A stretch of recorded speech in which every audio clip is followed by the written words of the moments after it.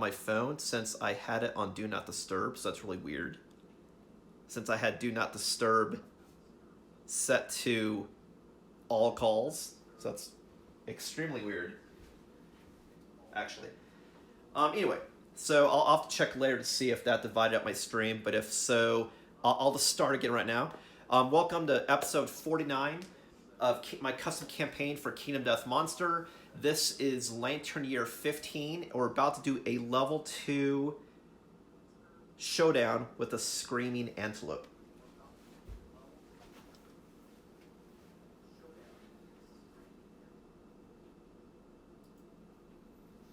Alright, so let's get started. I got a kitty in front of me. But we're not hunting kitties right now, we're hunting antelopes. Okay. So already set up, shuffled, ready to go. Again, it's level 2, so he's got some additional abilities. He also has Diabolical in addition to Trample, and he also has modifiers, which I forgot to get out. He has +1 to speed and +1 to damage. Let me find that right quick. Important thing to have missed, actually. But that really is weird that Do Not Disturb didn't work on my phone because I had it set to all calls. That's very weird, actually. Okay. Very weird, actually. Extremely. Okay, so he's got some modifiers, +1 speed, +1 damage, and 8 movement, 10 toughness. My kitty's looking at me expecting something. It's too early, buddy. It's early. It's early. It's too early. Alright. So, the monster does go first. We didn't have an ambush or anything. So let's do it.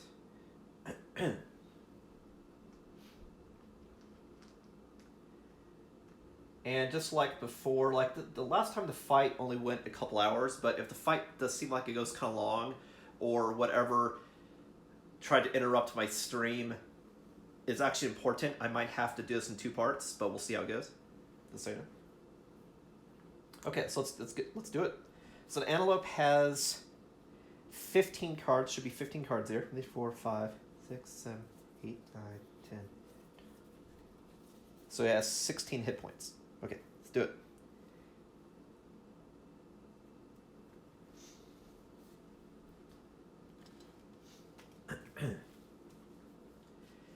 Alright, its first move is an A-level ability, which fortunately for us is actually good, because that means if we're out of range, he won't do it.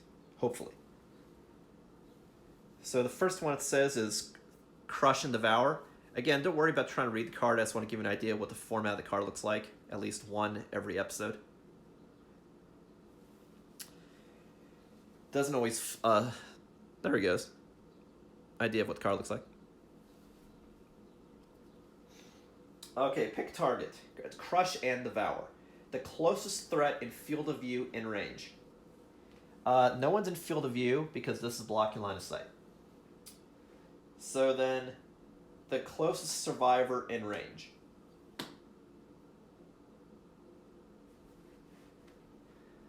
One, 2, 3, 4, 5, 6, 7, 8. It can only move 8, so nobody's in range. Because the farthest he can go, if he went straight over it, is to here. So that means he's going to graze. What graze does is he full moves to close to the canvas and heals 1 wound. But he's at max. And so again, the closest would be... I don't know. It's kind of equal distant. The closest could be here, but the closest one you could also argue is here, and he... 1, 2, 3, or 1...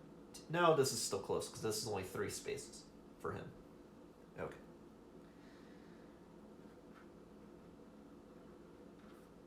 Okay, so that goes away. Alright, and now it's our turn. So, obviously I would have liked to have, started closer behind the wall so I could instantly attack. But we had to start on this side, on the shortest end of the of the board. Like, these are the long ends, these are the short ends. Alright, so let's do it. So we want to dash to get over there, and I obviously want to hit with the Skullcap Hammer crit in order to give him -1 token for the next round. He doesn't have any moods, but I do have Whip in case I needed to whip it good. As a reminder, I have 2 people with no survival without the strength tokens, so they are liabilities, even though they have the ability to sustain damage from evasion tank or countering with block and the Phoenix chest gear. So I don't want to lead with them for that reason. So I want to have someone that gets aggro one of these 2 people out the gate. That's what I want to do.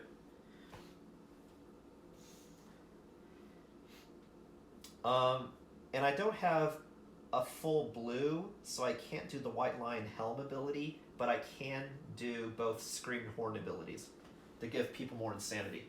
And that's something I definitely want to do because I have 1 person with only 1 insanity, and the movement can help people get closer, especially to go around the beast. So I think I might do that. AKA, I think I might lead with that, is what I mean. So, I got a kitty underneath me. He's looking for something to do. I see you. You're looking at me like, when are you gonna play with me? Okay. What to do? Well, since Bliss, I don't want to be in dangerous position, I think I'll do Screaming Horn ability first as an action before people move. Who is that? Bliss is this dude.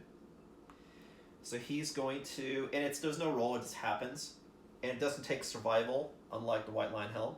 So everyone, he screams, non-deaf, insane survivors get 1 movement until the end of the round, and other survivors gain 1 insanity. So Seth goes from 2 to 3 insanity. Have more protection, just to be safe, and also that way is insane also. Whereas everybody else is insane, so they temporarily get 1 more movement for this round.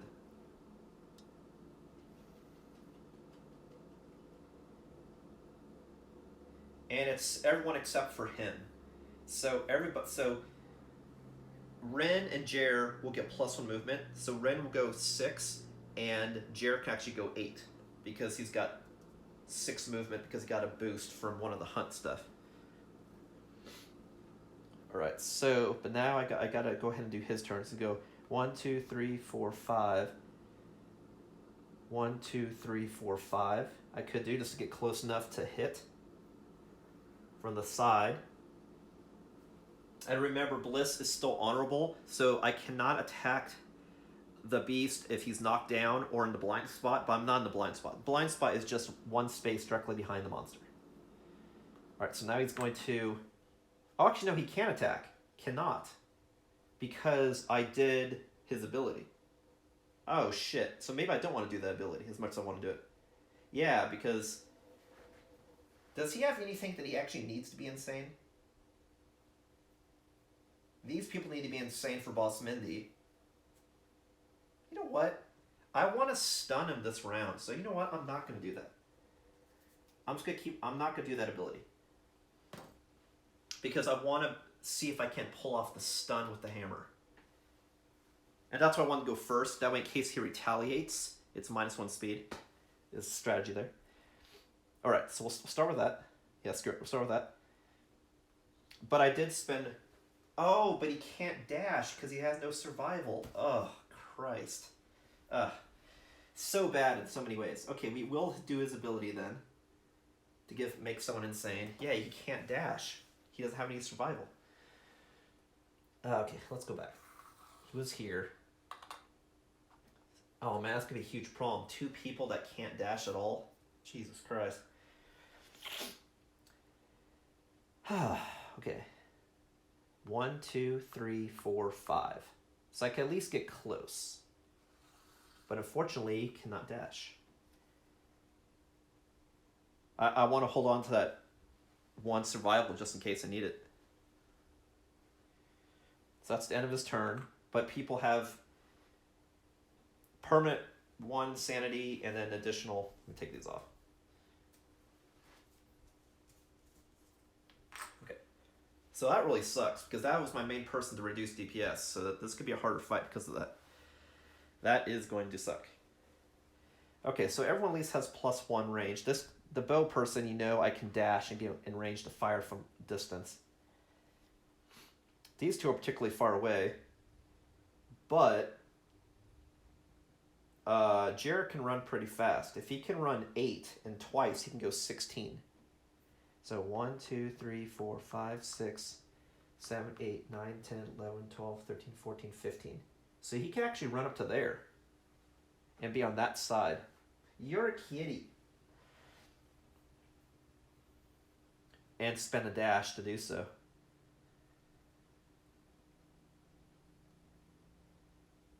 So I'll do that. So run over here. And that was using a dash. I like to use green, just because I've always used green. So he spent 1. So he goes from 8 survival to 7. And then his attack profile is... Unless I wanted to get closer with the bow and just do on that side. Let me see. 1, 2, 3, 4, 5. 1, 2, 3, 4, 5. Versus 1, 2, 3, 4, 5. 1, 2, 3, 4, 5. Oh man, he's super far away. He can't even get close even if he wanted to. So I'm just afraid of him. Oh, you know what? Oh shit. I forgot. At the end of his turn, he dashes. Well, yeah, wait. We got to take this back. Wait. At the end of his turn, he does Diabolical. If he has nothing in his zone, he does a full move. Wait a minute. If there's no target, full move forward. So the monster would have actually gone all the way over here. So he's actually super, super far away. So we gotta take back all that shit, actually.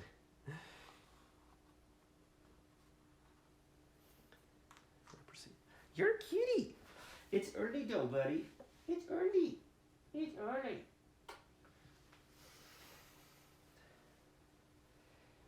Okay. Yeah, I forgot. I almost forgot about Diabolical. Yep. At the end of his turn, he moves. He runs. Okay, so everyone's got +1. He's good.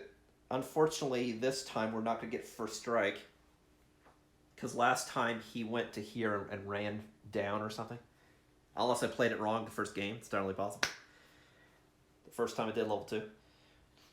Like I said, there's a lot of stuff to keep track. So the odds of me screwing up something every lantern year is entirely possible. There's a lot of stuff. So he's super far away. Super, super. 1, 2, 3, 4, 5, 6, 7. Yeah, like even the bow is out of range. It's like everything's out of range. So I just need to set up and prepare everybody. Okay. So that's what we're going to do.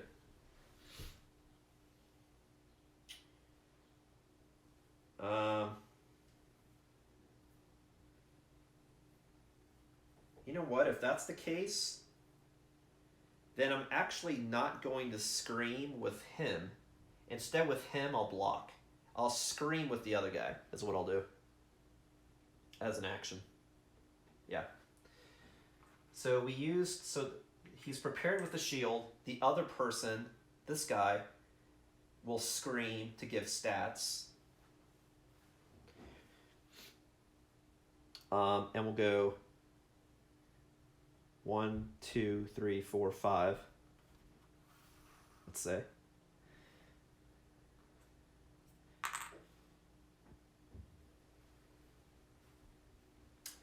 And now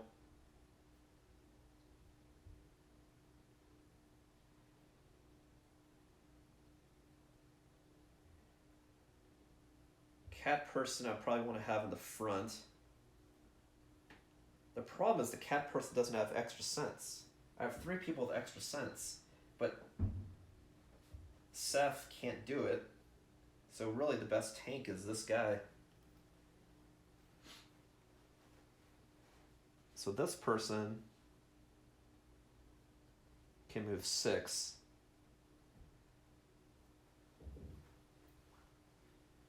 Who did I dash with accidentally?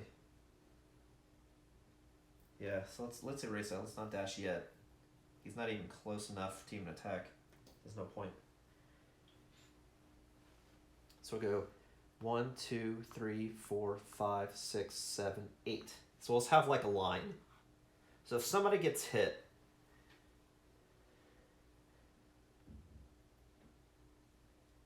of course, then you could argue if he does barrel down, then everyone's in a weird spot too. 1, 2, 3, 4, 5.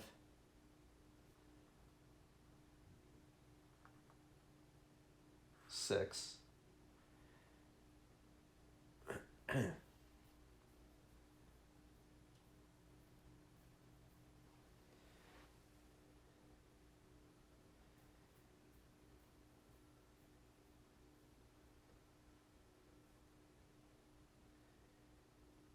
Of course, if he does approach, it's almost likely to come this way and turn and run this direction.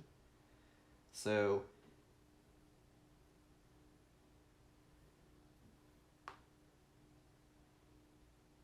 how do you get all the way the fuck up there? 1, 2, 3, 4, 5, 6, 7. That's how.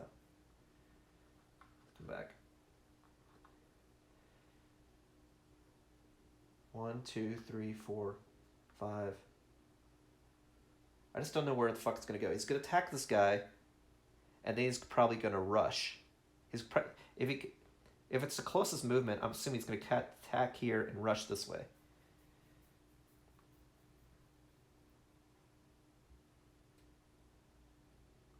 So maybe I should go back over like that. And this person,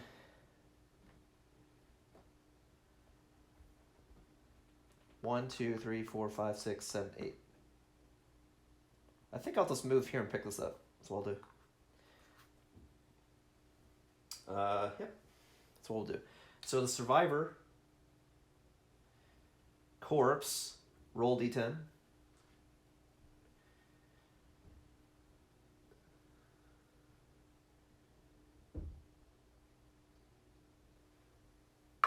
Got a 2. Gain 1 insanity. So Jared goes from 13 to 14.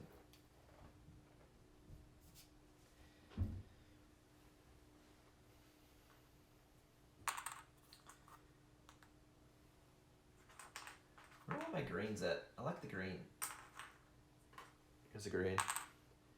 And then the bow person is still super far away.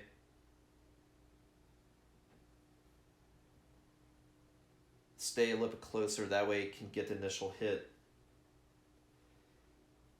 Because then, like I said, I assume it's going to charge forward this direction.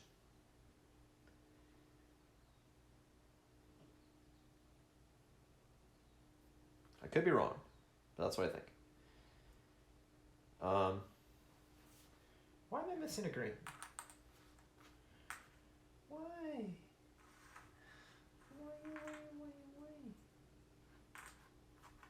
There we go. Alright, so that's it for a move. We just couldn't do anything. Whatever, blah. Alright, so now it is the monster's turn. Antelope's turn.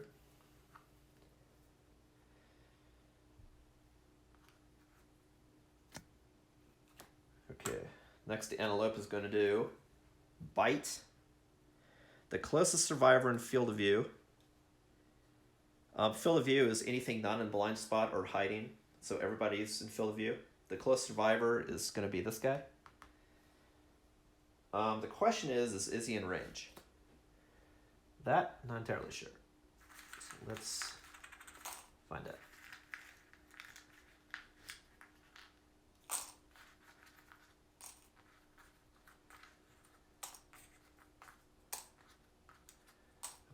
1, 2, 3, 4, 5, 6, 7, 8.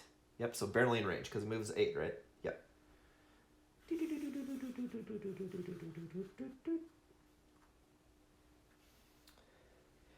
All right, so bite is speed 1.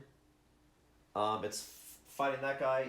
The evasion is a 4, so it hits on a 6, speed 2. It's a 10 and a 10. Jesus Christ. That's 2 hits. Foot and the chest. And that's going to be 3 damage.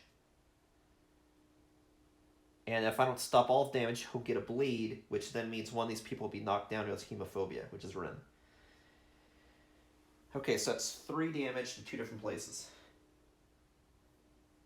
So we're going to spend a strength to stop the chest damage, because that's a higher chance of that happening. So we're canceling the chest. And then we're going to roll to see if we get it back. We do, it's a 6+, so that means we get 1 survival. And then I'll spend that 1 survival to try to cancel the foot. And then I'll roll to see if I get it back. I do not. So I canceled all damage, but now I have no ability to cancel for the rest of the game.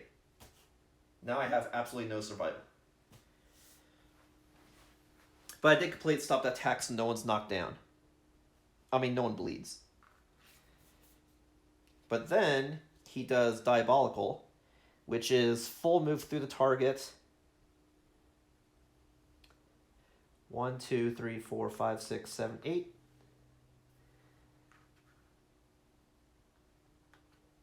And then this guy is knocked down. And then also gets 2 damage because of trample to the head.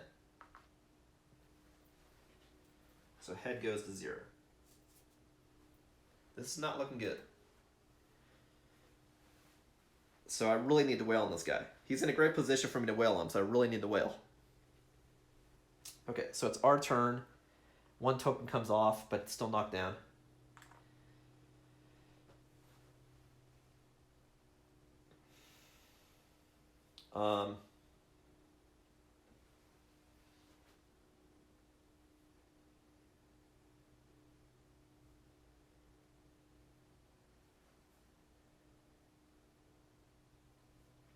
This resets for the shield. All right, so now we're going to attack. So let me make sure any of the weird abilities I forgot. Doesn't look like it.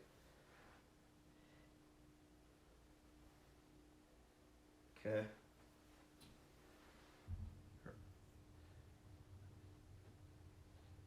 I see you, it's a kitty. You are a kitty. Alright, so next up I need 1 attack. I want to start with the hammer, just so if he retaliates I can stop dice rolls. So, and you know what? The fact that the Bliss, even though he has no survival, can counter 2 attacks, he's actually the best person to aggro. Because if he gets the attack, and if he can always cancel 2 dice rolls between the shield and the placard, he is actually the ideal tank too. Unfortunately, I don't have Surge, because I could have dazed and then shield. But you know what I mean? Like, if he's in front, he would be the person who gets attacked. And then the beast then would run forward, let's say, and then be in this corner. So,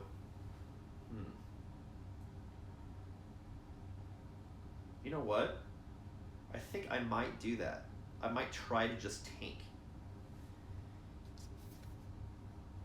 The problem is some of these moves are speed 2, so he would still take 1 damage.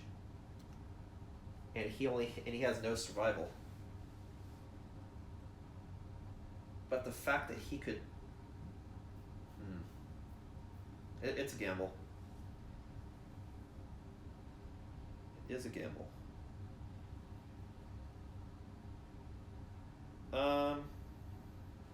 It's early, honey. It's early, but I love you. I love you, though. I do. Okay, I'll try the attack. You're a good kid. Yes, you are. So I'll move 5 to here.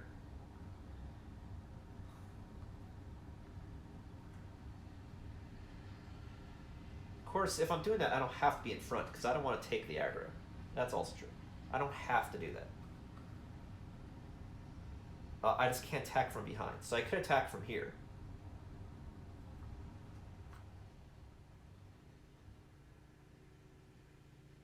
Alright, so I'm just chancing a retaliation, which I hope doesn't happen. Alright, so this is speed 3, and I can attack twice. So the first attack, the left weapon, I hit on a 7. That's 1 hit. We got Restless Chest. And if I wound, he does a full move, so that's going to suck. That's going to really suck. It's going to suck, because then the other person's going to get knocked down. Ugh, goddamn. And then I'm going to take... Ugh, Jesus Christ.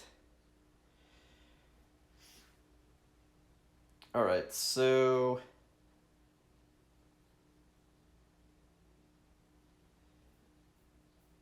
Alright, so how do I wound? To wound, it's 6 plus 1 is a 7, 10 minus 7 is a 3, so I wound on a 3. Wound on a 3, and crit on a 1. I didn't update this, because he got 1 luck. Crits on a 1. Crits on a 9, sorry. That's a 6, so that is a wound, which is good. But the problem is now he's going to do his reaction, because his Restless Chest. Turn the Screaming Antelope to face the attacker, full move forward in a straight line. 1, 2, 3, 4, 5, 6, 7, 8. Just go full move all the way to here. And then both of these people are knocked down. So unfortunately that sucks. So that means their turns are over. His turn's over. I got a wound, but at a price. The other thing that sucks is 2 people are together, so that means they're going to get trampled. Oh, and they also got trample damage. Right. Right. So I'll do this one first. To head, and the other one is the chest. That's 2 damage. 2 to head. That goes 5 to 3. And then 2 to chest. That goes 5 to 3. So at least I was fortunate in the location of those blows. But now this person's way the fuck back here. And has nothing that this person can do. So I think let's try to get an advantageous situation. Most likely it's going to attack and then dash and be right here. So I guess I can just be in range, be ready. So I'll go 1, 2, 3.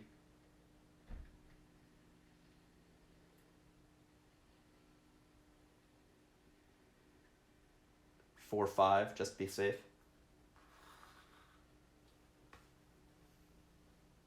By safe, I mean, in case the monster for some reason attacks this person instead, I'm not in the line of path of destruction.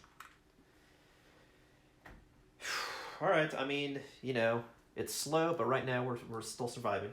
So. Alright, I think it's a sweet coffee.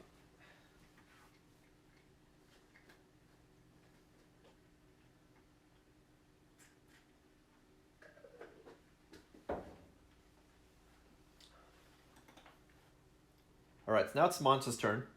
And the reason why I have these is to show knockdown.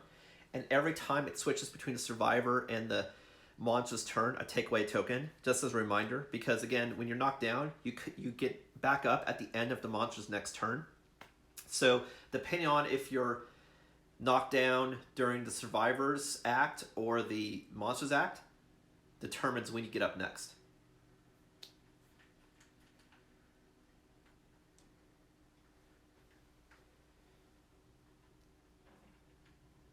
Because if it's monster's turn and people knock down, that way I know if it's someone who's newly knocked down or just knocked down. That's why I do it. All right, so now it's the monster's turn.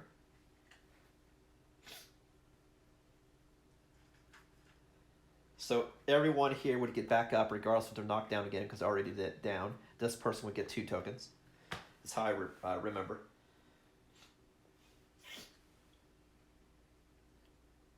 All right, so it's the Antelope's turn. The Antelope next is doing Lone Rampage, which is really bad, but fortunately, I think because he ran away, everyone's out of range, but we'll see. The zone is 4, so it looks like everybody's safe, unless we're supposed to be there. We'll find out here in a hot second. Okay, it says Lone Rampage. The monster unleashes an awful wail to signal its terrific rampage.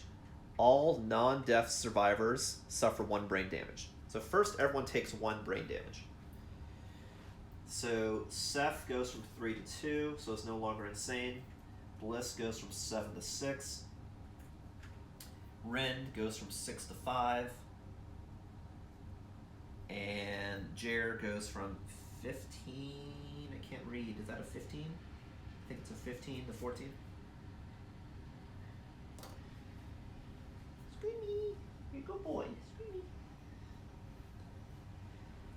Next, he does Zone of Death.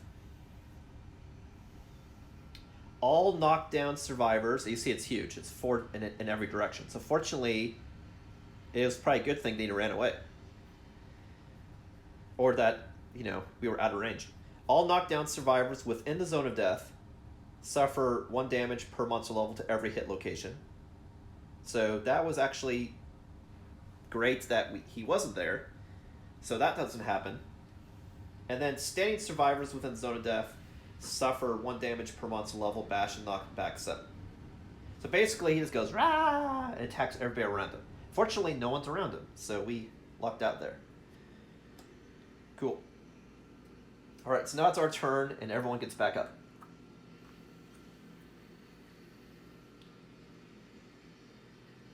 So the problem here is this still blocks line of sight unless you can see him right here.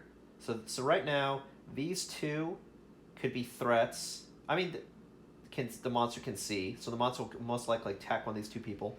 These 2 are blocked from line of sight right now.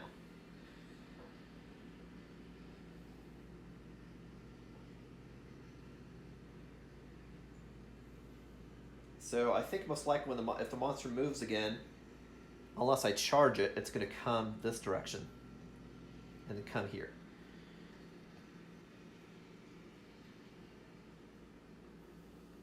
So I could go 1, 2, 3, 4 and attack. Which means the monster will then hit me and then run down this direction. So I think what I want to do maybe is get this one closer up to here. These 2 stay back over here and only have this person rush in. That way the monster, after he attacks, runs this direction. Oh no! See, I almost forgot again. The monster did his move, did his AI, and now he runs. See, I told you, like, even when I fought this last election year, I might have forgotten 1 time, just because there's so much shit. Yeah, hello, Anacros TV. Yeah, this is a level 2 Screaming Antelope. Yeah, and that's what I'm saying, I almost forgot, because after you do his AI card, you then do Diabolical at the end of every turn, and I almost forgot. Yeah, so now he did that, nothing happened other than everyone taking 1 damage, and now he's going to run forward. So now he's going to go 1, 2, 3, 4, 5, 6, 7, 8. He's going to end here, actually.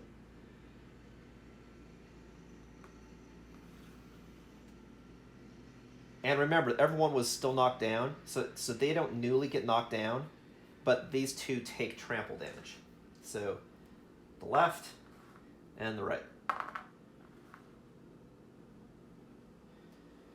So, Ren takes 2 to arm, so that goes from 4 to 2.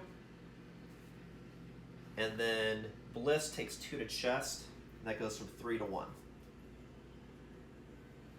Okay, now it's our turn. So now I have to be careful with whoever's the target, it's gonna boom, boom, boom, boom. So in a perfect world, what I want to do is have the person that gets aggro is here or in front. That way, when he attacks and runs, he's gonna stop right here. So I want someone to be in front and then people to attack from the sides, not from behind unless you have a spear, because he does kick from behind. So the question is who in range can get in front and who do I want to be in front?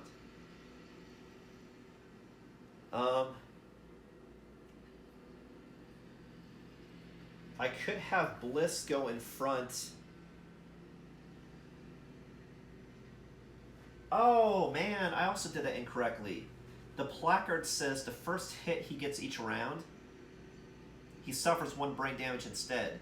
And it's not the same thing as dodge, you can only do during attack. That's period. So that means the 4 damage I took to chest should have then been 2 brain damage. So actually he took nothing to chest actually, because the first damage, because of Phoenix placard, it says if insane, ignore the first hit each round and suffer 1 brain damage instead. So the chest goes back up to 5, and he takes 2 brain damage. So he goes from 6 to 4. But if he's no longer insane, he can't do that. Okay, so for that reason, that changes things. I'm going to have Bliss be the tank. And then once he drops down to not having enough insanity, I'll have someone else who screams, or himself, to keep giving him enough insanity to get back up to 3, that way he could still use the placard, is the idea. So I'm going to try that strategy. 1, 2, 3, 4, 5. So he'll be the tank. And then for his action, he'll use his shield. So that way he can negate the first 2 rolls that happen against him. Is the idea. Okay, so he gets to use his shield end this turn. Okay. So most likely, unless something else happens, he should be the one that gets the threat, because he's not knocked down and he's in front of the monster, which means it's the shortest distance for the monster to attack. Because I don't know if the book does this or not, but this is how I play: is I count turning as also determining the closest. So like, does someone rush forward 1 space and attack, or does someone go 1 space and also have to turn? That's what I do. And that's how I play, and that's how I'm gonna play. So, deal. All right. So who do I want to attack next? I want to go as high DPS as possible, obviously. So I think I'll go with Cat Person. So I'll go. I'm just thinking, do I want to pounce? I don't think I have to pounce because I want to carve. So I'll just go 1, 2, and I'll attack. Okay, so his attack, and he also has blood paint because I have 2 blood paints. He can attack with his guitar twice, and both weapons are paired, meaning I can add the speed of both weapons together, and then I can attack with both weapons twice. And I can attack twice, once with each weapon. So that's going to be a shit ton, and his speed's 7. So if I do 2 attacks, that would mean I do 14 dice. But each attack counts separately. So if he does some sort of reaction, I'll just count the remaining hits for that 1 attack. I can still do a second attack if within range.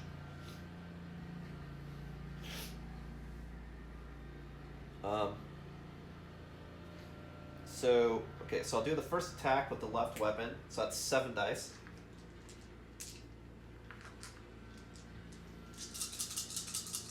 Unless I want to use Boss Mindy and then give it bonus dice. But you know what? I could do that with the Archer. Archer is 1, 2, 3, 4, 5. I just realized that I could do a Boss Mindy, so I roll even more dice. Oh no, but he has Boss Mindy. He's too far away. Okay, it doesn't matter. Because Boss Mindy, if you're orthogonal to the person with Boss Mindy, they get +1 speed if they're insane. But But he's this person. He's super far away, so that wouldn't happen this round anyway. Okay, so this hits on a 6. So we got 5 hits.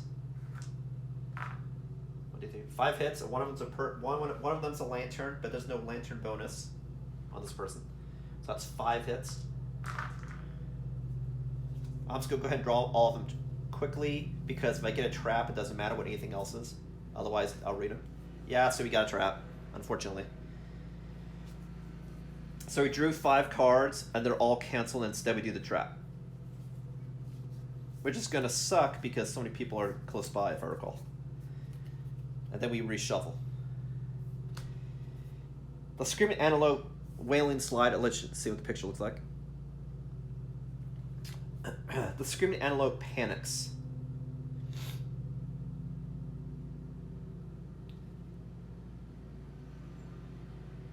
I wonder if I've been playing this wrong this whole time. Actually, let me look up trap. It says once you get trapped, you immediately reshuffle the hit location deck. But does this actually cancel all other cards also? Or do you just do it? Let me check that right quick. Like, I've been playing this way the whole time, but just let me check.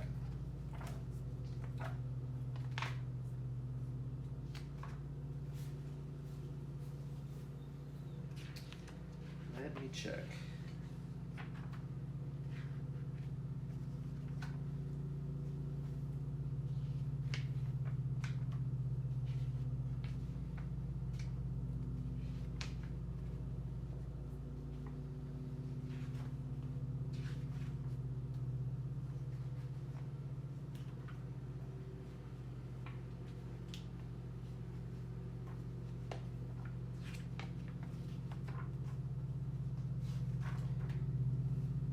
Yeah, and again, I've been forgetting to play with the monster controller, so I'm just not going to play with it, because I keep forgetting. I forget half the time, and last 100 year I completely didn't do it, so I'm just not going to do it. It just, like I said, it's just so much upkeep.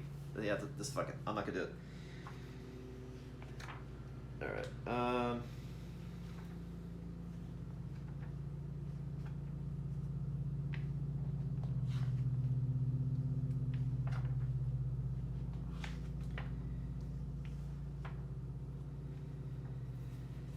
okay.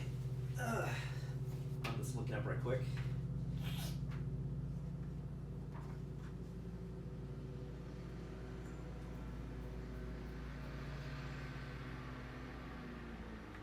Hey buddy, it's early still. It's early. Okay, here we go. Just reading one sec.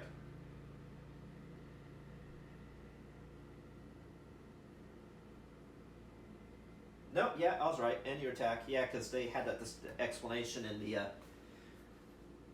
what's it called? The prelude to the game. That has a watered-down version of the rules so your first time you're learning the game. Yeah, because you draw all of the cards and then you can choose. And if when you draw the cards, you draw a trap at all, you immediately do the trap first, like first strike, and ignore everything else.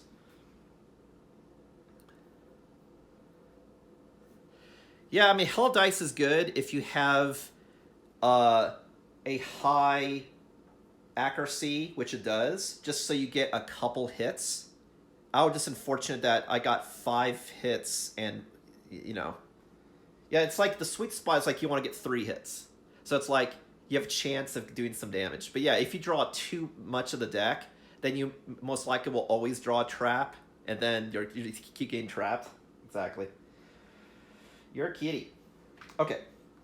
So Wailing Slide. The Screaming Antelope panics. Its undermouth unleashing an inhuman wail. It bucks wildly and leaps into the air. The attacker is doomed, meaning they can't spend survival. All survivors adjacent to the monster suffer 2 brain damage per monster level. So all 3 of these people suffer 2 brain damage. Which is now going to be a huge problem, because that means now my person who I was going to use the placard can't use it because he's not insane. So I can't for free cancel 1 hit.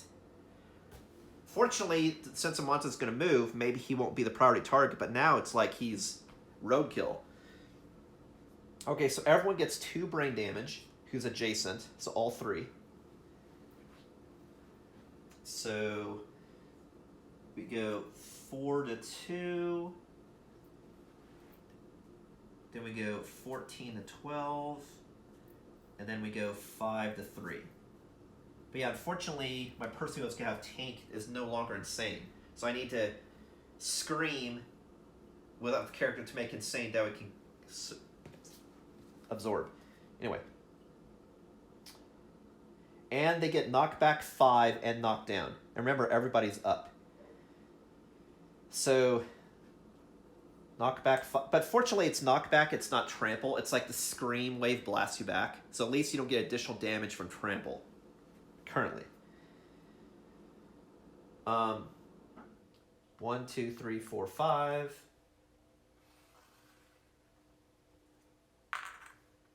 Uh, 1, 2, 3, 4. Turn is over, regardless. Turn is over, regardless. Actually, no, turn's not over. I could pick people up. That's not true. That's not true. That's not true. This guy as an action could pick everybody up with leader. That's not true at all. Okay. The monster lands on its belly and begins to slide on its teeth. Turn the monster directly away from the attacker. This is the attacker. So that means directly away would be this direction. And full move forward in a straight line. Now the bow person's fucked. On collision, non-death survivors gain 1 random disorder in addition to normal collision rules. It says full move, right? Full move. 1, 2, 3, 4, 5, 6, 7, 8. So now the monster runs all the way over here. And then there's no knockback because I didn't land on top. He didn't land on top of me, but I do get knocked down and collision. So everyone's knocked down, which is fantastic. Fortunately, it's during our turn, meaning we'll get up at the end of his turn. But still, that's... God. We're taking damage and not doing damage. So it's like we're kind of behind 8 ball, right? And then it gets 2 damage to the chest, which is now at 0. So that's really bad. And he has no survival. This person is... And in the blind spot. So if he draws like a kick card, like Buck, that's going to be... Oh. I mean, in case you don't understand from my tone, it's looking bad. Okay? It's looking bad for this guy, anyway. We're still in the running, but it's looking really bad for this guy. Especially having no survival. And it's all because that one hunt thing that happened. That turned me from 8 survival to 0. On 2 characters. That's what sucks. If he had survival, who gives a shit? Yeah, honorable also can't attack from behind. Yeah. This character, unfortunately, is not honorable, but the beast has buck cards, meaning he does hella damage to someone in his blind spot, and that's why I hope it doesn't happen. Okay, so that's Wailing Slide. Now I need to reshuffle this deck. So one sec. The hit deck. And that's the end of our turn, because I was going to have this person pick everybody up, because he has leader and rawhide drum, but he just got hit. He's knocked down, so he can't do anything. Unfortunately. Hello. It's early, honey. Early.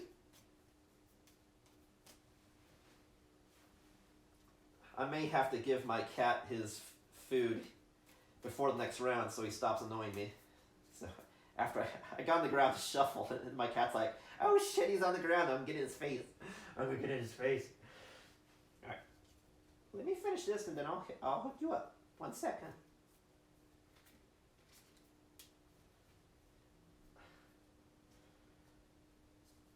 That's the main reason why I don't hunt cats in this game. Because when they get mad, man, I cannot handle it. I can't even handle my cat when he's happy asking for stuff. Because I know, oh god, let alone if he gets pissed.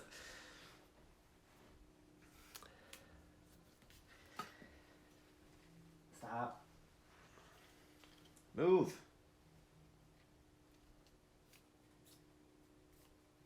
And now my cat's getting all excited because I'm talking to him. He's like, oh, if you're talking to me, then that means you can give me stuff. Jesus Christ.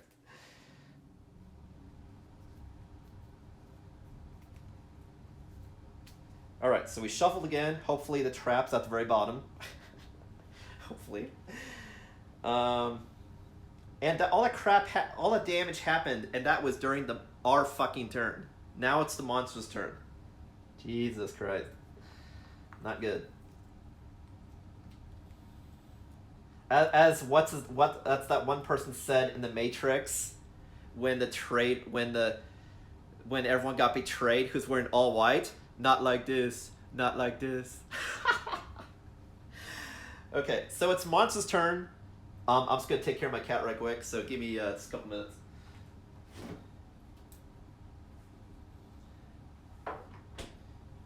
Not like this.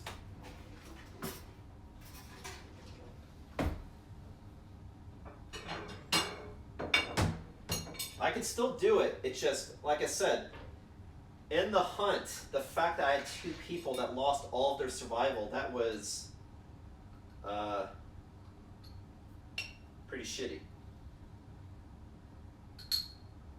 I don't even remember what did that, but it was horrible.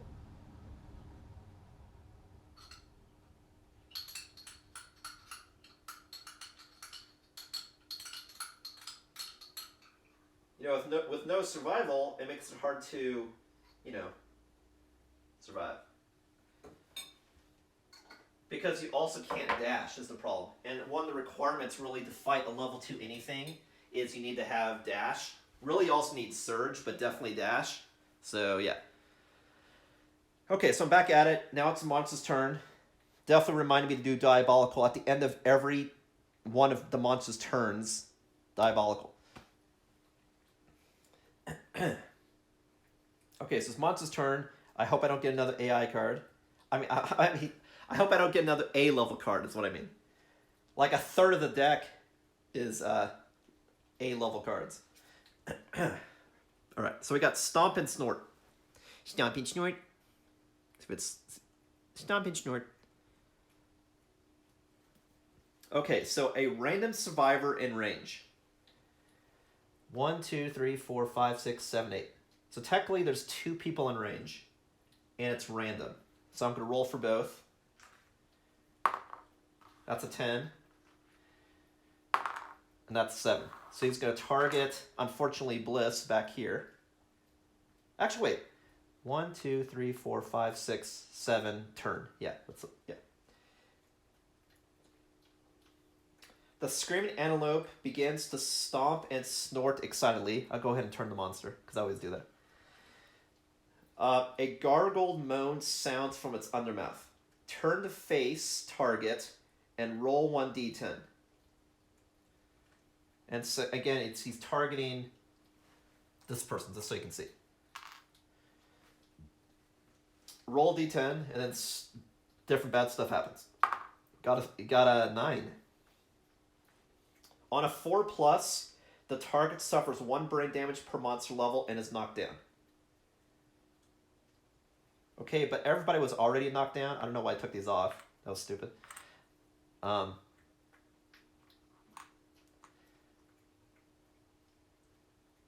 But he's already knocked down, so it doesn't matter. But does suffer 2 brain damage. And that is Bliss, who now goes from 2 to 0. So now Bliss has no brain armor and no survival. So, I feel like due to the nature of the what's going on here, I might definitely, the next time I get in range of the monster, definitely have Bliss go ahead and do his Keratosis ability, just to get a bonus. Well, that's bonus. Let me check what that does. Because he gets Keratosis by default that I can use, but then once I get to age 2, I can then unlock Beast of Keratosis, which is the ultimate ability. But let me see what Keratosis does again. Because what I'm saying is, if this person's close to death, I might as well do his ultimate abilities to get a bunch of hunt experience to at least attack the monster, is what I mean. Might as well get something out of it than nothing. That's what I mean. So it says here. Oh, I'll show you the picture since I'm taking it out again. Picture of the Savior being born, and then the different paths of Savior here. I'm doing the one on the left, Dream of the Beast. Keratosis. Before making an attack roll, you may declare Keratosis X in a loud, booming voice. If you do, the attack gains X automatic hits. Yeah, X automatic hits, which is equal to the number of red affinities. So he has 1, and he adds 1, so that'd be 2 automatic hits if I did that. Yeah. No, that's what I totally have to do. 2 automatic hits. The thing is, if you do automatic hits, that means you don't get effect of the perfect hammer. Because it counts as an automatic hit, it doesn't necessarily count as a perfect hit. If that makes any sense. Okay. But I feel like I definitely do that, because I feel like I just need to make sure the monster dies as soon as possible, because it's slowly going to shit. Okay. In addition, if the target is insane, they suffer knockback 5, but the target was not insane because he had 2 insanity, which means you're not insane. You need 3 or more to be insane. Alright, so that's the end of the monster's AI. So now the monster does Diabolical. For Diabolical, it's anybody in its destructive path, target a random survivor. So technically these are both in his destructive path, even though he's not in range of both. And now I roll to see who he goes after. So that's a 7. That's 8. So he's gonna go in this direction. I mean, I guess I didn't have to roll. He's going in this direction regardless. And he's gonna go 8. 1, 2, 3, 4, 5, 6, 7, 8. He's already knocked down, so doesn't get re-knocked down. And then takes 2 damage to the chest. Which, technically can still absorb, but takes heavy damage to the chest. But it's still kicking, and then everyone gets back up, and it's everyone's turn. Man, I'm still alive, but he's not dead. I only did 1 damage. I have to do 15 more damage. 1, 5. So I'm definitely going to be doing Keratosis, first of all.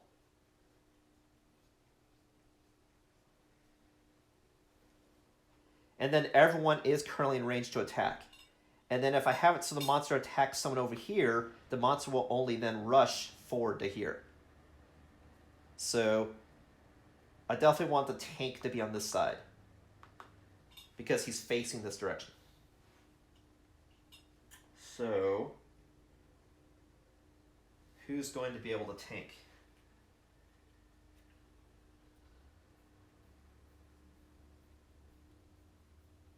Oh, you know what? I had the shield up and I forgot. Oh, but he didn't get attacked again. Or did he? No, that was brain damage. Yeah, because I had the shield, but he didn't take any physical. It was all brain, right? Yeah. Yes. Okay. That's great. I activate the shield and I forget to use it. That's, that's pretty pro. But no, he every time I put the shield up, he doesn't get targeted. He just keeps taking brain damage. That's what it was. Okay.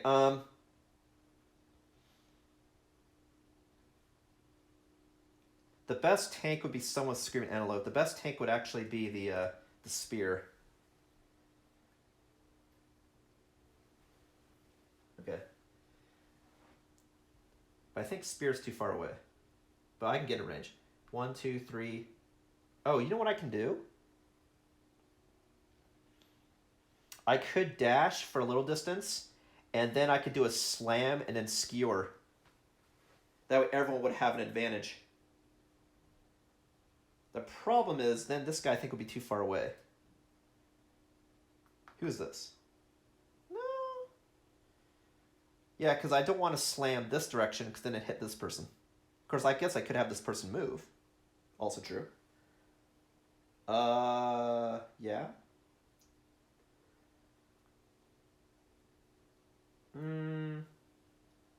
Otherwise, I'd slam in this direction.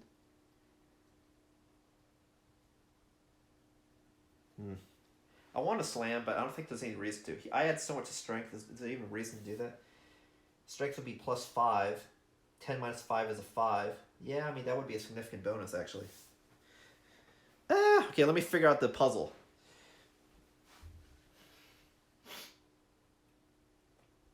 Well, I guess I could slam the monster in this direction. I could go 1, 2, 3, 4 as a move, as a dash, and then I can move to here, and then I'll knock him back 1 to here. Yeah, I could do that. Okay, I'll do that. So I'll move to here. Oh, actually, but I don't want to be direct. Oh, fuck. Yeah, because now I'll be directly behind him, and he might fucking buck. Son of a bitch. Ah, shit.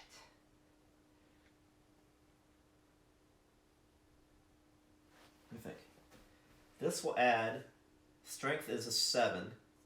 10 minus 7 is a 3 plus. So I think I'll do Keratosis. Now, is Keratosis for next round or just for one attack? Let me look that up. Meaning, can I do Keratosis twice because I can attack with 2 different weapons? That's what I'm looking up. Because if so, then that means I can do 4 guaranteed hits. Fact. 4 guaranteed hits. Unless he reactions out of the way or something stupid.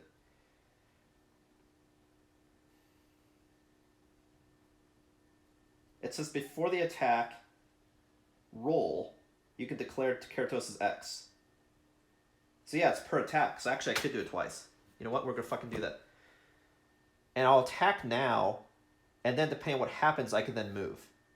That's what I'm going to do. So I'll attack first.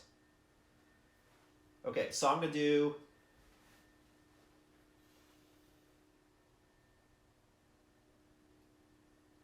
Let me think. If I do that twice, he'd go 1, 2, 3, 4. And then at the end of the showdown, he'll gain 3 hunt experience and go 1, 2, 3.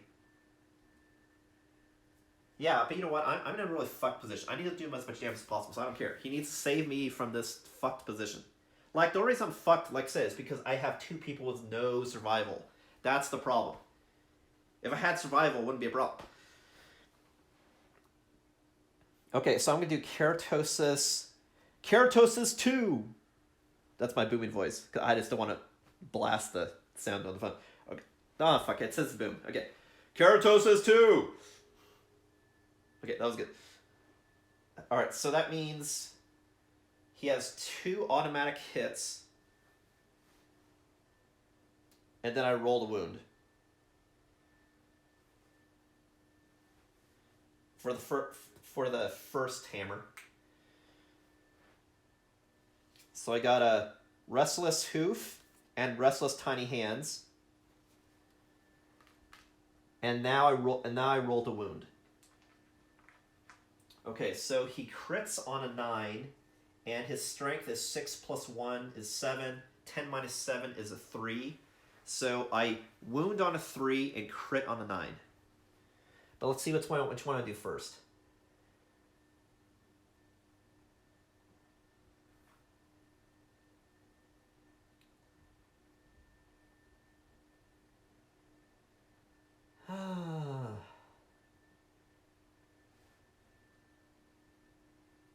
I'll do Tiny Hands first.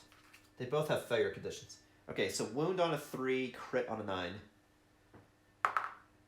Oh my god, seriously? I rolled a fucking 2. A 2. Let me check again to see if it doesn't just add the wound, but I don't think it does.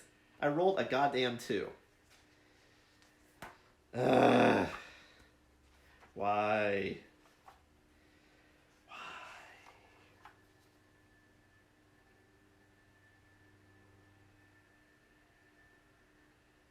Yeah, it says you get automatic hits. It doesn't say you get automatic wounds. How you get automatic wounds is if you did the Beast of Keratosis. The super ability. Which I don't have yet. I'll get after I do this attack, because then I'll have... I immediately do the age bonuses, because I do milestones immediately when they trigger. Anyway. That was a failure. The first one. So it says failure. Grasping tiny hands make rude gestures at you. Startled, you gain 1 insanity and lose your composure. You have to spend an action to regain your senses before you can attack again. So that means that cancels the rest of my attacks. I mean, I could still do this. I just can't do my other weapon because I have to spend an action to use it.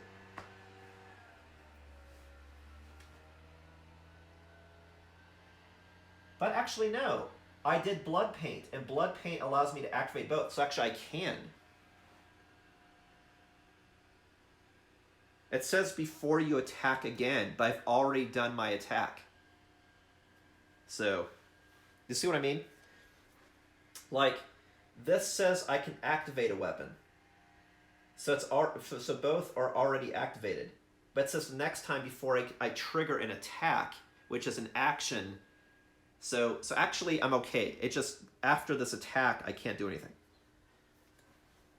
Unless you... Okay, let me see. Because Blood Paint says activate a weapon gear to left and right. So both are already activated. This means in order before I can activate an attack, I have to spend an action. But I've already spent an action and activated both attacks. So it's like this one main attack. It just, I attack with each weapon separately instead of just attacking with one weapon. Okay, so this will affect me going forward. So I'll keep this here just so I remember on this guy.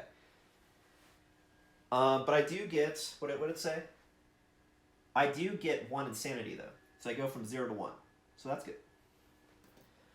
Alright, so now I do this, because this is a hit, this isn't an attack. I've already done the attack. And technically I've already activated the other attack also. Well, let me see.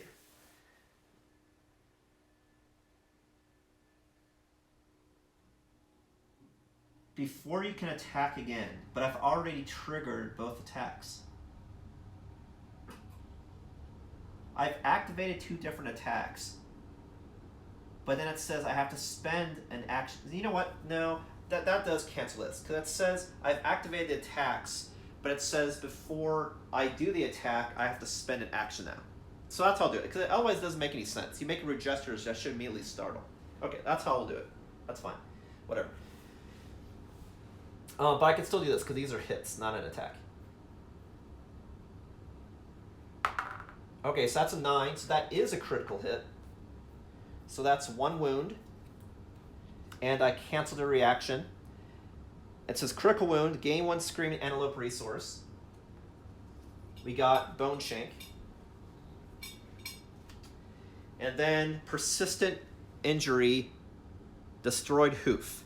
The Screaming Antelope hoof is ruined, affects some AI cards' persistent injury. Okay, so he got a persistent injury, and then I have a persistent injury that I cannot attack again until I spend an action to regain my senses. Okay, but that ends his attack. But at least I did a wound. At least I'm doing something. I did 2 damage. Yay. Total. Is how many wounds he took. So I have to do 14 more damage. Okay, so now what I'm going to do is I'm going to do this guy's strategy. And I'm going to go 1, 2, 3, 4, 5, 6, 7, 8. So I'll go 1, 2, 3, 4. 1, 2, 1, 2, 3, 4. No, let's go 3. 3 for the dash. And then I'll move 5. And then do a slam followed by a skewer. So I'll move to here. And then spend 1 survival, so I go from 7 to 6. And then I'll do a slam and a skewer.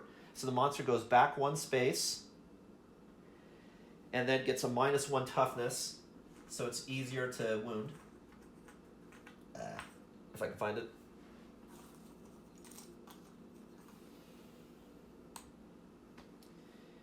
And then I'm going to skewer. Skewer means I go forward 1, and then I just impale the monster, which gives me +2 to strength. And what else? When I skewer, where is it?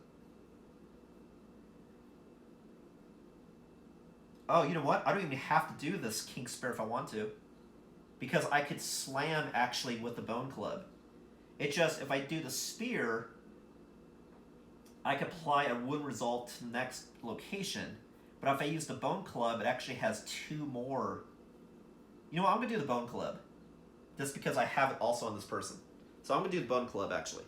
So I'm going to smash his face with the bone club. So the bone club has the same stats as the king spear, but also 2 more strength. So my strength is 6 plus 1 is 7. So I wound on a 3, but his toughness is -1. So I wound on a 2 and crit on a 10. But I still have to roll to damage. It just, that's the bonus to the wounding. Okay, so it's his speed, her speed is a 2. Which I hit on a 4.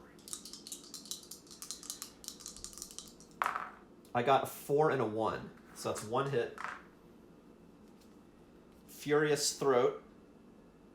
This could be very cool, actually. This could be very cool because it's his throat. It's his throat.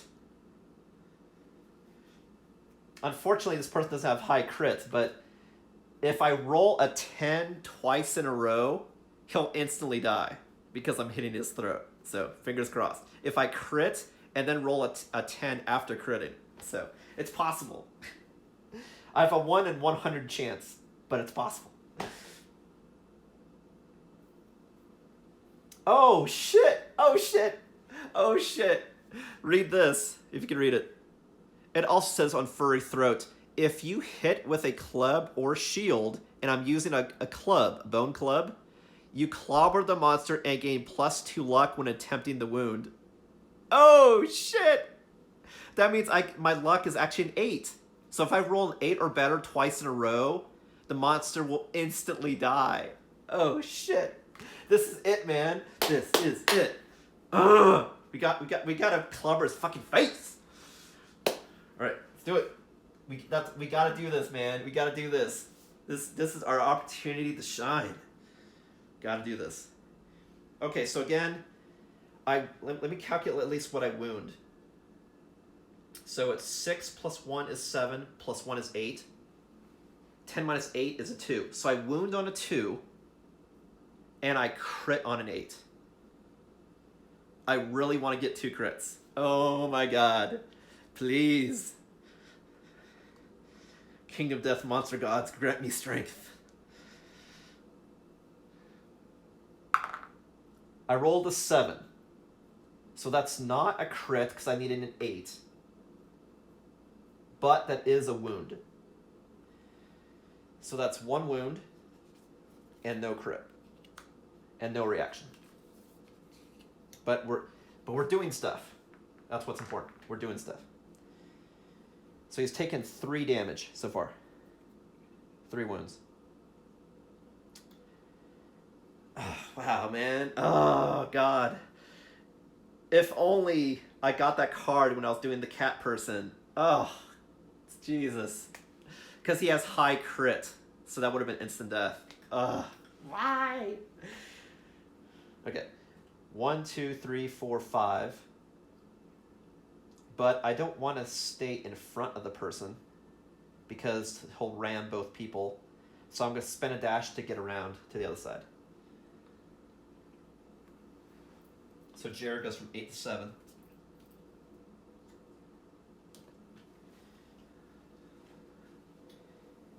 Okay. And then we're going to attack.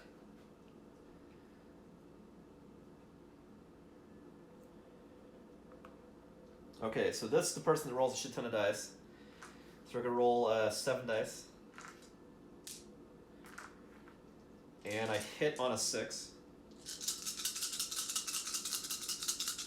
But my accuracy is also... Oh, it's a 6. That's not bad. That's a 50% chance.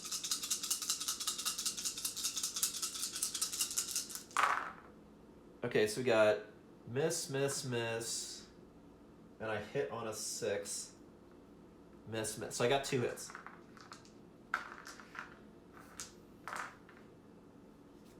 We got giant mouth and delicate inverted knee.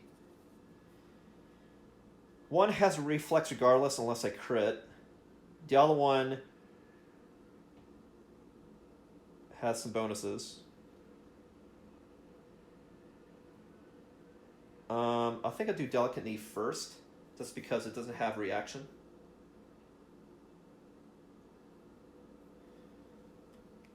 Just to be safe. That way I at least get one hit, one wound.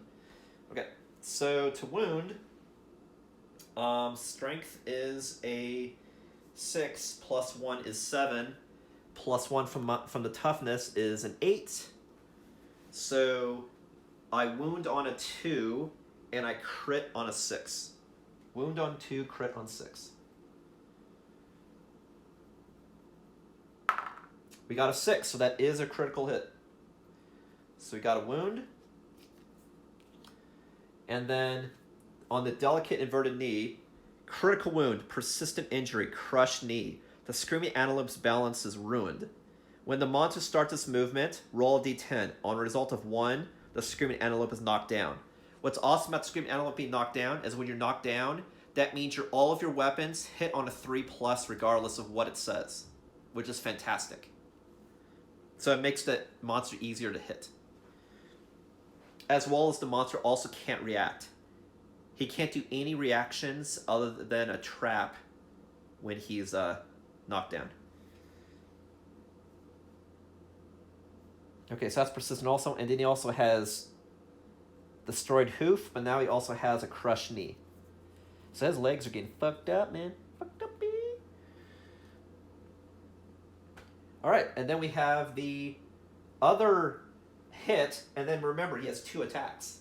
So we got some shite going on here. And you know what?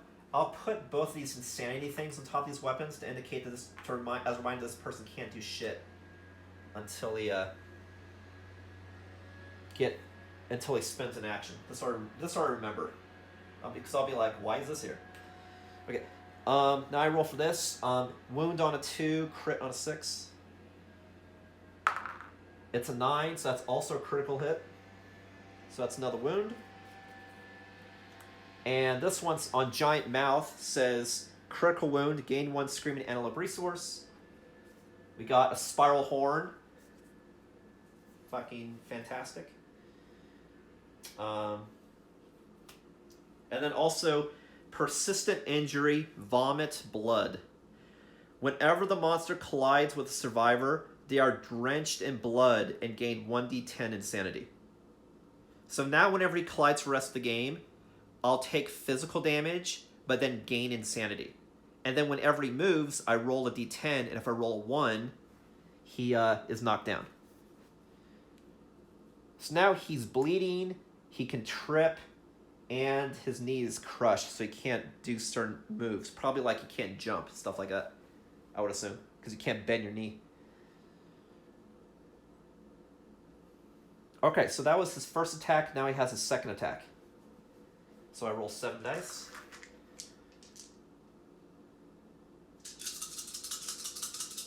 Because I have blood paint. In case you're wondering how I do this. And the reason why it's so high, his roll, is because he has a +2 to speed from using my custom campaign stuff. But then it's 5 because I have 2 Katars, which you pair it, so it's 4. And then I get +1 speed because of the white line armor. So it's 5 + 2. And then I'm attacking twice, so it's 14 dice. Okay, so I hit on a 6. So it's miss, miss, miss. So that's 4 hits. 1, 2, 3, 4. Oh god, guys, I swear, whenever I draw from this deck, it's like playing Pandemic. You're like, please don't draw the Pandemic. Please don't draw the trap card. No trap card, yay. Restless Shoulder, Restless Eye, Giant Tongue, Restless Flank. So one of them says First Strike. That means you have to do this card first like a trap, but you could still do the other cards if you're still within range, blah, blah, blah, blah.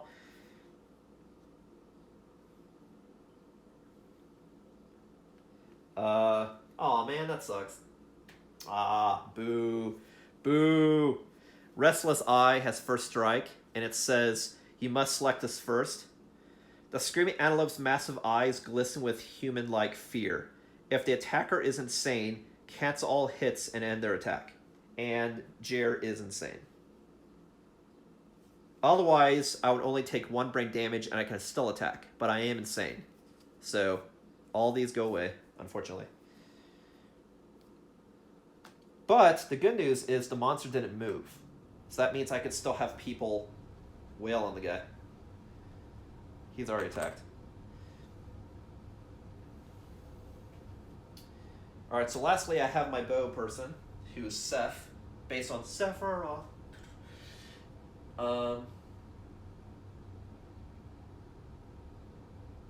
What's he gonna do? What's he gonna do? Well, first of all, Seth can't take any more chest damage or he's gonna die. That's a fact. But... so I think I'm just gonna stand somewhere so I'm at a diagonal, so I'm not within his trample range, and shoot my bow. That's what I'm gonna do. So let's say for some reason he attacks this person, or this person is gonna traverse this way or this way. So if I'm somewhere here, I should be safe. I'm gonna go 1, 2. Oh, you know what? I can also pick this up as an action and then eat it. And if I get it, I can fully heal my chest. Ooh, do you think I should do that? Because I have to roll an 8+. Wait, is that right? If I roll a 5 through 7, I gain 1 survival at least. Christ, you know what? I think that's a better move. As much as I want to get maybe 1 damage, the fact that I keep my character alive, I think, is the better move. Yeah, I agree. Okay, so I'm going to go to this Acanthus and try to pick it up. He doesn't have any bonuses. I rolled an 8. Woohoo! Yeah, bitches. So that means... what does that mean? Why am I so excited? Because that means... something. I get a fresh Acanthus. So fresh. Super fresh. But see, with the fresh Acanthus, I can archive this to fully heal 1 hit location, including injury and armor points. And I'm going to immediately use it. So that means I can fully heal my chest. So all body damage and armor resets on my chest. So I raised the 2 physical damage and put back a 2. Phew! Which is kind of a big deal, because if I took 1 more damage to chest, I would roll on the table.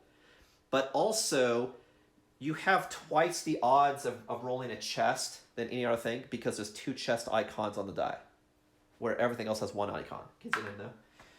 Cool, so he's healed. That was his action. That was his move. Great. He's alive. Awesome. Okay, now I'm going to take just a quick 30-second break. Straighten up my back. Drink a little bit of coffee. Then we'll get back to it. We're still alive. We're still alive, everybody. We are still alive. That is what is important. We're still alive, and we're still doing damage. So it's still good news.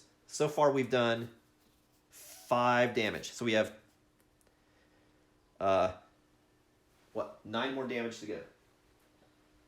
Wait, no, math. 11.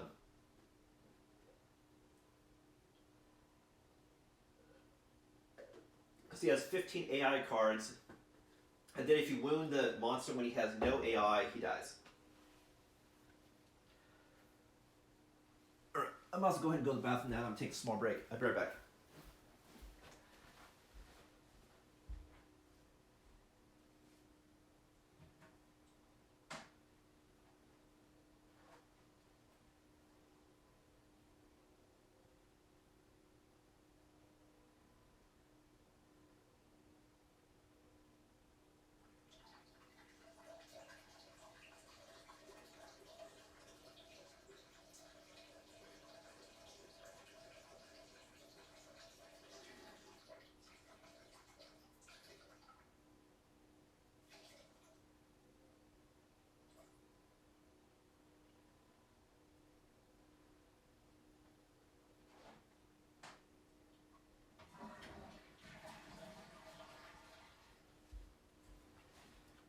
So one of the things to remember too is I still have people with honorable, so and that applies to the monster being knocked down also. So as much as I want the monster to be knocked down, if the monster is knocked down, I have a couple characters that then cannot attack the monster at all because they're honorable. As a reminder.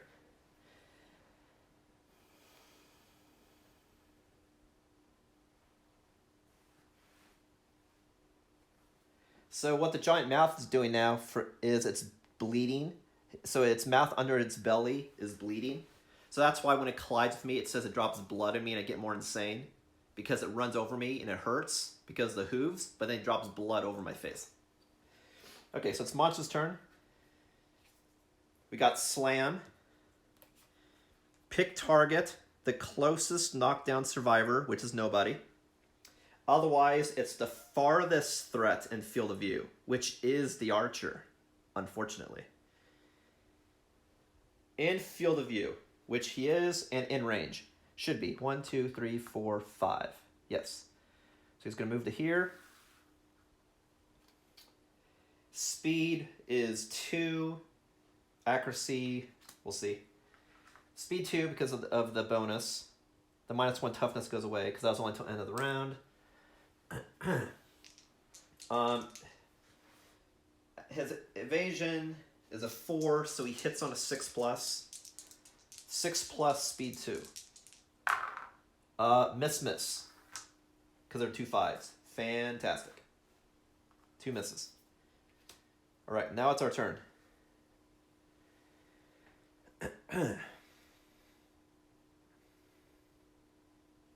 So I could slam the monster again. I might as well start with that. This person's most likely to be out of range anyway. 1, 2, 3, 4, 5. So I might as well just do something safe like try to get a survival. Or just get closer. Oh, you know what? You know what we can do? He can do Screaming Horns. Yeah. That way people have more distance to run. Yes. So he'll do Screaming Horns. Or maybe he'll do block. Actually, wait a minute. No, I want to give people insanity. People are getting kind of low. Just in case he screams again or something stupid. Everyone else should attack. Yeah, that's what we're going to do. Okay. So he's going to scream. Now, notice on the Restless Hoof, it said that I can't attack until I spend an action. But it doesn't say I can't spend an action. It just says to attack. If I'm attacking as an action, I have to get my senses back first. I'm not. I'm screaming. Because I'm insane. And that's what insane people do, is they scream. So everyone who's not insane gets 1 insanity, and everyone else gets +1 movement until the end of the round. So Bliss goes from 1 to 2 insanity. Seth goes from 2 to 3. Everybody else is insane. So everyone on this side gets +1 movement until end of turn. So I'll get to tokens just in case, because that's going to be hard to keep track of. To remember anyway. Because there's so many fucking things to remember in this game. Is the thing. That's my problem. I'm human and I forget shit. Okay, so they both get +1 movement. So I have tokens, so I remember. Okay, so that's his action, and now I can move. If the monster is going to aggro something, most likely it'll be whatever's in front. Most likely. That means the monster's going to run this direction. Which is going to suck. Because it's going to be really far away. And I want the monster to run this direction. So that means what I want to do is have the monster attack from its sides. Because since I do a turning strategy as far as determining the closest target. So if that's the case, I think I'll just go to here or something. Okay, end my turn. All right.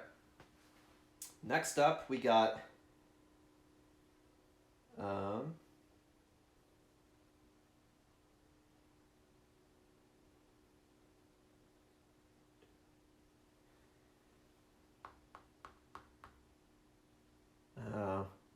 He's kind of out of the lane, though. 1, 2, 3, 4, 5. So it would just be a regular attack. Alright. Nah, fuck it. Or do I want to spend a survival and dash? What do I want to do?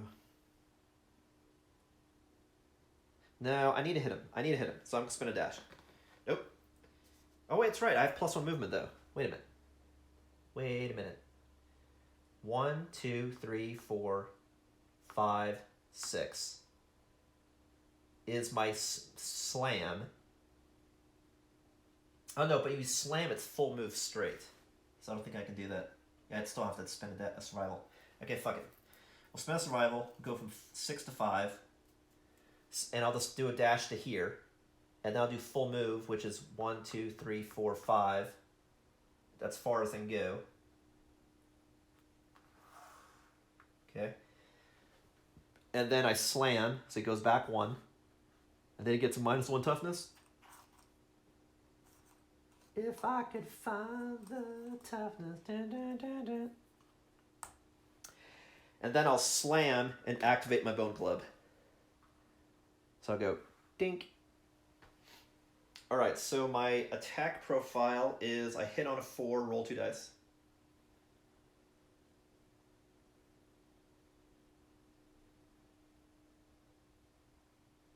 Oh, but you know what? I'm doing strategery. I just thought of something. You know what I thought of? I'll share with you. I'll do that later. If I move the bow person first and go 1, 2, let me see. 1, 2, 3, 4. Oh, I'm still out of range. Because what I was thinking about doing is run around with the archers so that when I approach, I'm orthogonal to the archer. That way I get +1 speed. That's kind of what I was hoping for. So I'm just trying to see if this way I can do that. The archer's movement is a 5.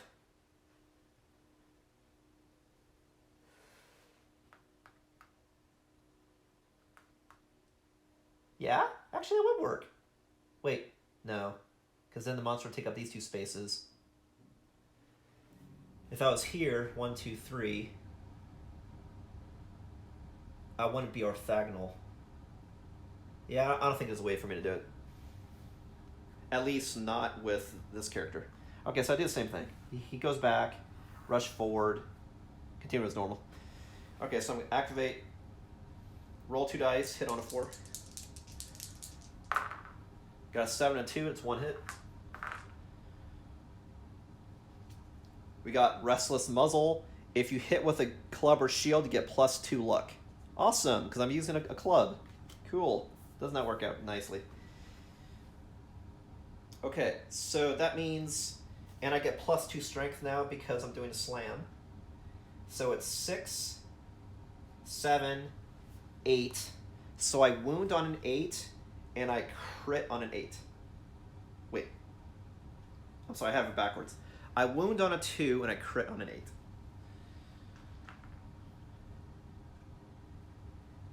And also, wait a minute, the monster did move. Well, no, I knocked it back. It didn't start its movement. I knocked it back. Okay, and that doesn't count. Okay, so I rolled a 7. So that's not a crit, but that is a wound.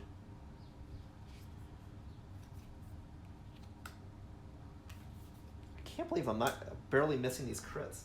God damn it. I mean, I got a couple. I shouldn't say it. I did get a couple. Okay, so that's it for his turn. Her turn. Oh, and I forgot to add the extra hunt stuff experience from Bliss.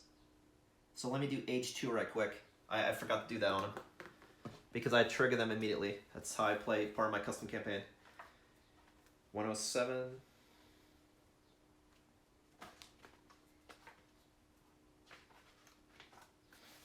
Age 2, roll 2 dice. A 9 and a 9, that's 18. Gain 1 random fighting art. Okay. Orator of Death. Bliss is now an Orator of Death. Where's my card? Where's my card at? What? Here it is. Alright, that's his first fighting art. Orator of Death. What does that do? I'll leave it out for the time being, but we'll see what it does.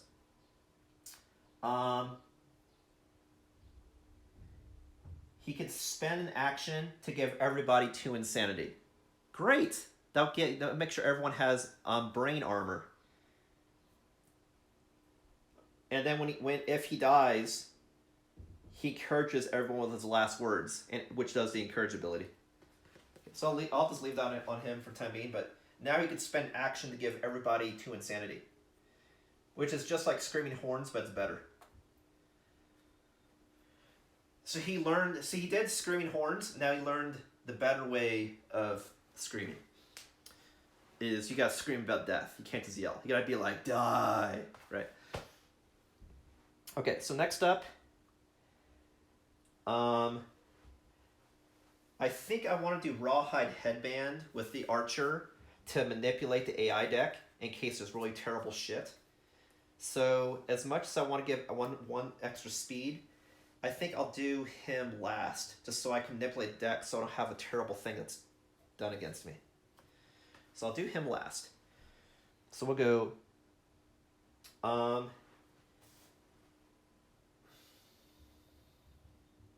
could pounce, but if I pounce... Wait, does that doesn't add speed, that adds accuracy, right?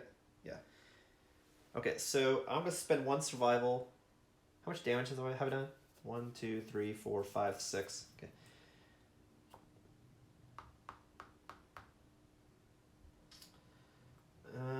Do I waste survival?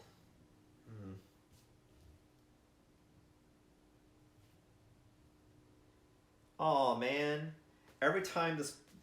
No, I don't think he got hit. But like every time... If this person would ever get hit with a collision, he does have tumble, meaning I can try to avoid collision, which is cool. The question is, do I waste a survival to dash so that I can do stuff? Yeah, I need to make sure I do hits. This guy needs to die. Yeah, I'll do it. I'll spend 1 to dash, so I go from 7 to 6. I know I don't need to. I'm just doing it so I can get the bonus from pouncing, which gives me +1 strength and +1 accuracy. Right? But I also roll so many dice, who the fuck cares? Also true. What to do?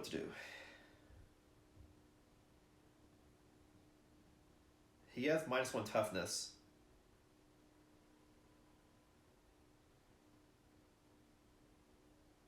No, you know what? Let's not get greedy just yet, because I might need that in the end to race after the monster, possibly. So let's not waste it.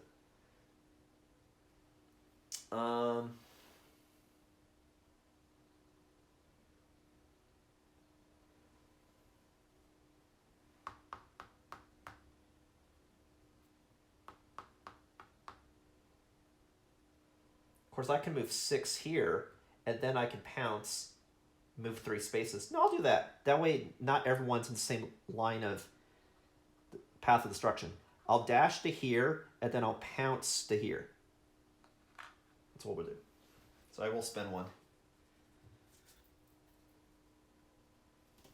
I don't want to have be if one of these 2 people get target, then they both get ran over like a reindeer. Okay. So we're pouncing, which gives me a bonus to accuracy and bonus to strength. So I roll 7 dice, and I attack twice, and hope I don't draw trap cards. But since I've drawn so many cards already, it's highly likely that I will. So we'll see what happens. 1, 2, 3, 4, 5, 6, 7 dice, and I hit on a 5.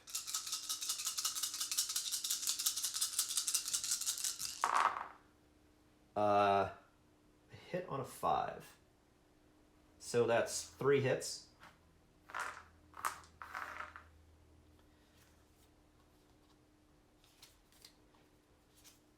Wow. Fortunately, we didn't get a trap card yet.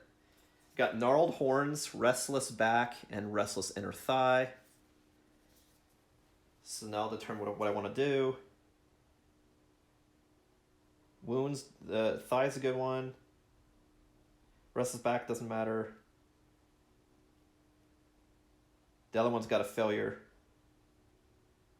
Yeah, so I'll do it in this order. Because if the monster moves and I get this crit, then whenever he moves at all, he gets a wound. That's a really great one.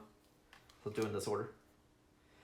Okay, so the wound, my strength is 6, plus 1 from the pound to 7, 8, 9, 10 minus 9 is a 1. So that means all of these are guaranteed wounds. But if I roll a 6 or better, I get a crit. So they're all wounds. They're all guaranteed wounds. I'm trying to roll a 6 or better to crit. So see, it was good to pounce. Now it's a guaranteed hit. Before it was a high chance of wounding. Now it's guaranteed. Okay, so I rolled a 9. So that's a critical hit. So that's 1 wound.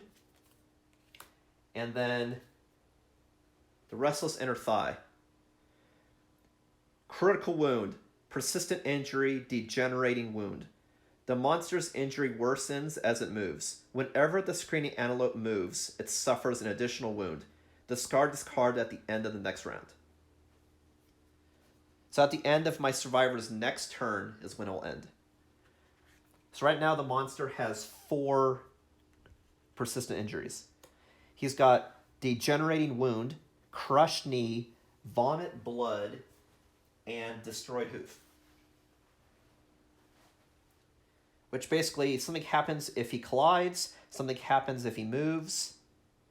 2 things happen if he moves, 1 thing happens if he collides, and 1 thing happens if he does anything involving a hoof attack. So like if he does like a back kick, that would involve hooves, so probably cancels that attack, or lessens it, for example. Alright, so next one is a 7. That's a critical hit. So that's 1 wound. And then persistent injury, crushed spine. Your strike lands squarely on the monster's squirming spine, accompanied by a sickening crunch. Affects some AI cards. So he's got all sorts of injuries. Next one is a 5. So that is not a critical hit, but it is a wound. And something happens if you fail, but I did not fail. Cool. Now I get to do my second attack, because he has 2 attacks. So I roll another 7 dice.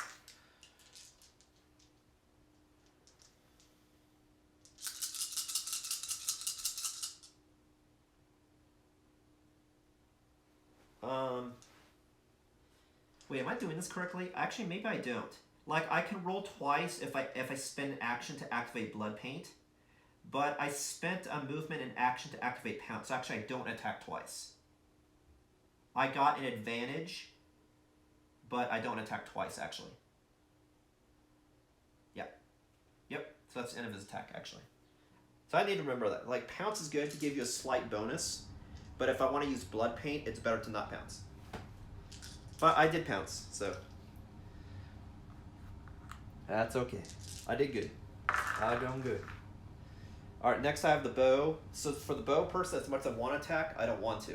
I want to look at what the next 2 AI cards are in order to determine what it is. But the problem here is there's only 1 AI card, and you don't reshuffle until there's none left. So actually, the only card I'd see would be this one, unfortunately.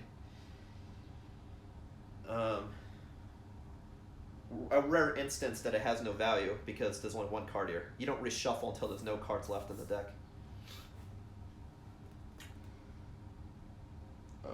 And the whole point of the headband isn't necessarily to see the card, it's to manipulate what card comes up. So there really isn't value in doing it because everybody's locked in place anyway because they already took the turn. So I might as well attack. But I'll make sure I'm far enough out of range that he doesn't reciprocate on top of me. So I'll go like a few away. I'll go like 2 away. And I'll fire. So that is speed 2, hits on a 7. That's a pretty shitty attack. I mean, it has... It's not the best weapon. Definitely need a better weapon on this guy. Just having a bow is kind of shitty. I mean, it's cool that you could do stuff at angles and shit, but it's not the best thing.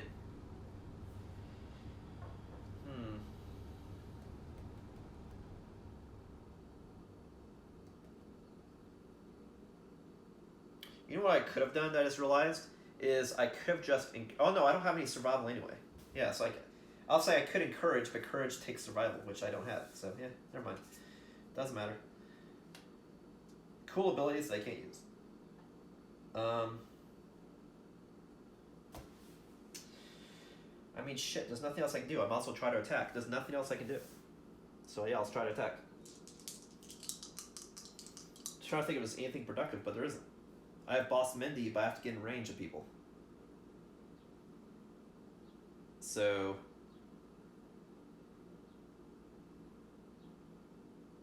and if the monster runs, he's going to run way over here. So I guess I could just... well, where was I here? I could go 1, 2, 3, 4, 5. Or 5. 1, 2, 3. And shoot from here. That way when the monster runs, at least I'm closer. So I'll at least do that. Because his range is 6. And what you do is you count orthogonally. So he shoots 1, 2, 3, 4, 5, which looks like diagonal, but that's how you calculate it. So he's shooting an angle. 8 and 3, so that is 1 hit. Cool. And that's not a trap, which is also good. Ferocious Spasm. So he's going to do a reflex. That he does a basic action to everyone orthogonal to him. So that's going to suck, but at least he's out of range. So he will react and hit 2 people.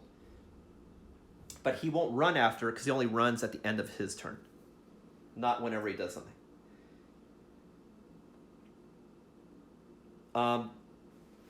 But let's see. So something happens if he collides. 2 things happen if he moves. And then I have 2 cards that cancel certain cards. Okay. So regardless, he's going to do a reflex. But first I get the wound. So my strength is a 4... plus 1 is a 6, plus from the toughness, that's 7. 4. Oh no, I have no strength token. That's right, I blew it to try to do a survival. That's right. So it's 4 plus 1 is a 5. 10 minus 5 is 5. So I hit on a 5. I wound on a 5 and crit on a 10. I rolled a 5. All right, good job. So that's 1 wound. Great. At least that was productive. So now there's a reflex. And he also has an AI deck. He has 5 cards left, so I need to reshuffle that. So I have to do 6 more damage to kill this guy.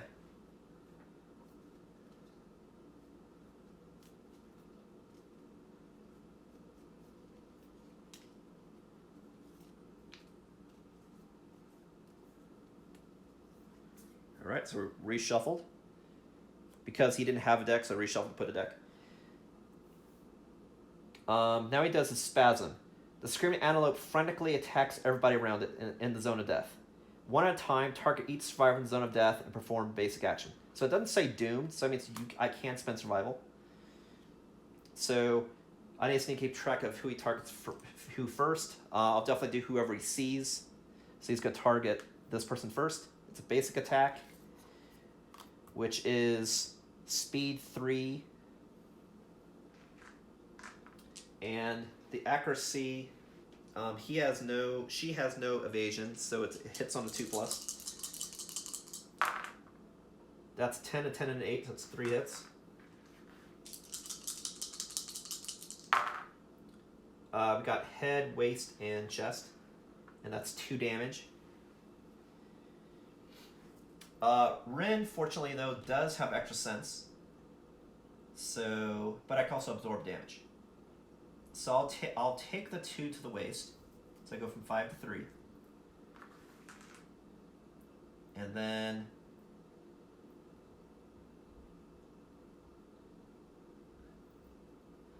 I'll take 2 to chest, so go 4 to 2. But I'll stop the damage to the head, because that's chancing it too hard. So I'll spend 1 survival and cancel that one. So I go 5 to 4.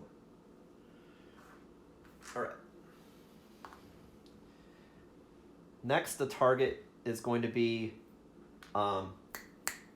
Jer.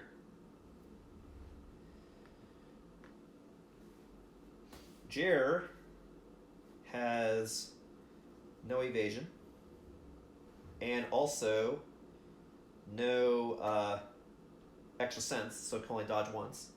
Okay, so the monster's gonna roll again 3 dice.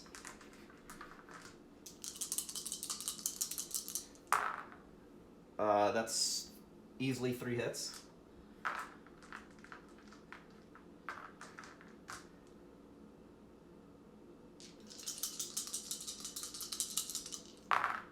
Hand, and waist.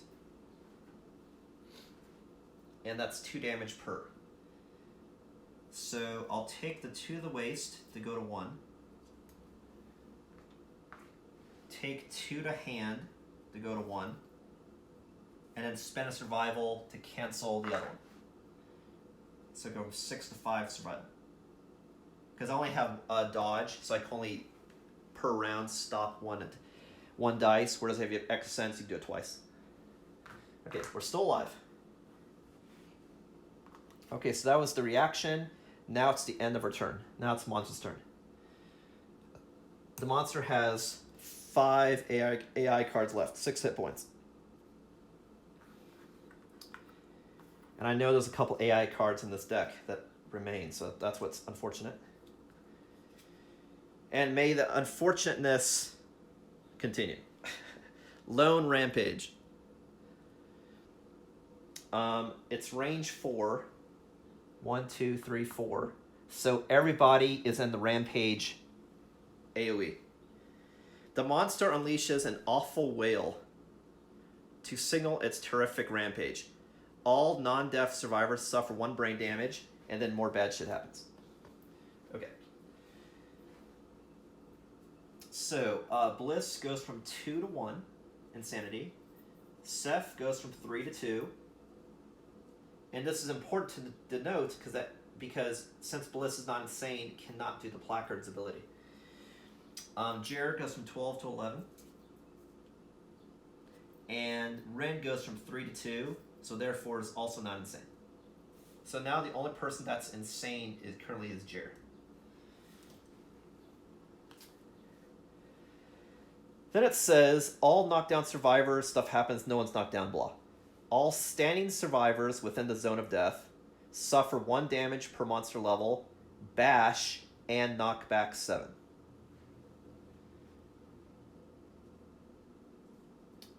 So everyone takes 2 damage to a random place. See, if you're knocked down, you'll get trampled and take 2 damage everywhere.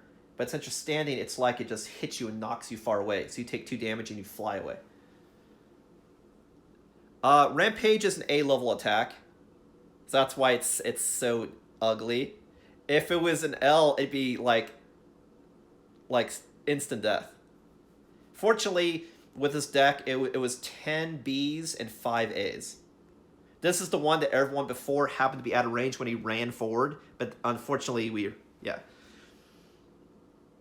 So, everyone takes 2 damage to random place, bash, and knockback 7. Bash just means knock down, but the reason why they call bash instead of knock down is because there are some things that you can cancel bash, for example, and so you would stop the knockdown in that instance. Knockdown from getting hit is what bash means, as opposed to getting knocked down for some other reason. All right, so I'll just go around the horn. You do this to keep track. So this person gets knockback 7 away from the monster. 1, 2, 3, 4, 5, 6, 7. And knocked down and takes 2 damage to the head. Oh no. Oh no. She's got no more head armor, so it takes heavy damage and rolls on the table. This could be very bad, folks. This could be really, really bad. He's getting hit in the head. This can be bad. I don't know if you heard me say this can be bad. This can be bad. Bad. Bad news. Bad news. And the thing about dodge and extra sense is you can only use that to stop an attack. You can't use it to stop an effect. If that makes any sense. So like if someone does an attack, like this is not an attack, but like when he countered and did a basic action is an attack. If that makes any sense. It's whenever you're reading someone does an attack. That's what it stops.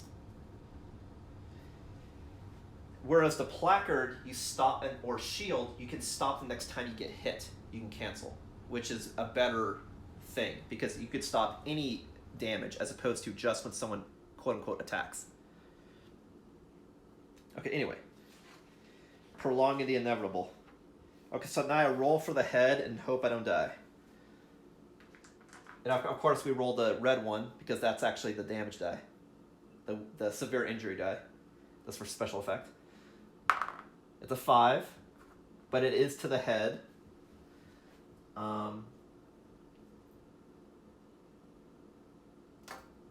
Yeah. Okay, we'll see what happens.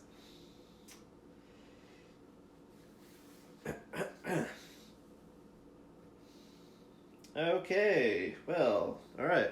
Here we go. Intracranial hemorrhage. You can no longer use or gain any survival. This injury is permanent and can be recorded once. Gain 1 bleeding token. So,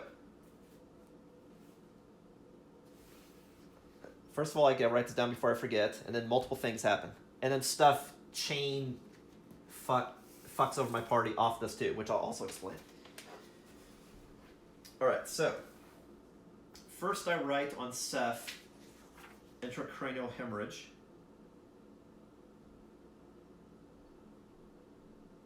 The reason I write it down is because there are some things you can do in the game that can cure injuries, is why. And then I say can't spend survival, so this person cannot gain or spend survival for the rest of the game, unless this gets cured. And then also gets 1 bleed token. And then what that also does is I had someone that has hemophobia, which means now they're knocked down because they have hemophobia, which is this person is now knocked down.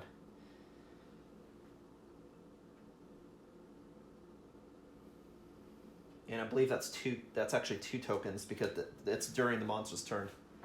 So that means we won't get up to the end of the monster's next turn. Unless I do encourage. Alright. So we lived, but that was really bad. I mean, that's like... You know, I complained about this person having no survival. Now this person has no survival for the rest of the fucking game. So having extra sense is a fucking joke. Or having encourage is a fucking joke. Or having leader, because I can't encourage. Encourage is a survival action. I cannot spend survival. Got kicked in the fucking head. Okay, anyway. We can boo-hoo about it later. Alright, so we did that person. Next up, we'll do the person that is suffering from being hemorrhaged.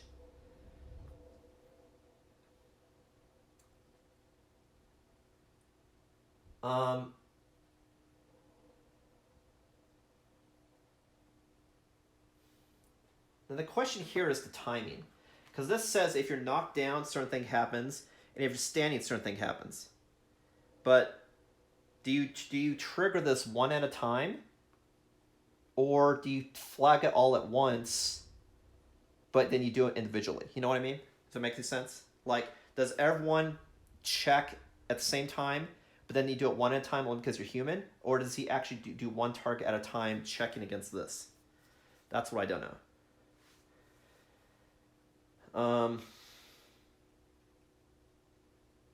I mean, if I'm saying this person gets hit first, then yeah. This person, what were they? They were standing up. This person, what are they? Well, now they're knocked down. So this person suffers 1 damage, suffers 2 damage to every hit location.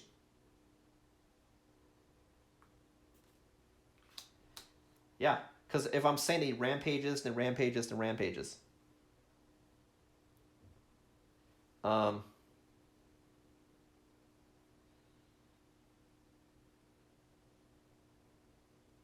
Yeah, no, I'll play it that way. It could be right, could be wrong. I don't know, but I'm not going to waste time looking it up. The stream's already going to long, and I kind of want to finish it. Actually, let me check right quick to see how long stream's been going on. Let's see if after this round, if I want to make it part 2 or not.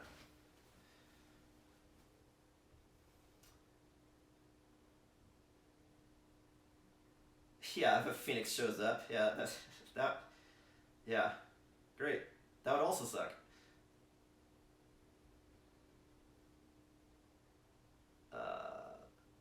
Why is there no timer on this? Weird. I think I started this at 11, so I think we've only been playing for an hour and a half, maybe. I'll just keep going. All right.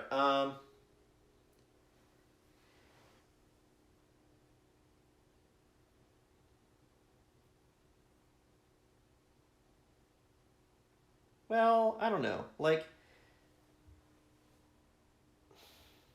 you're in the zone of death.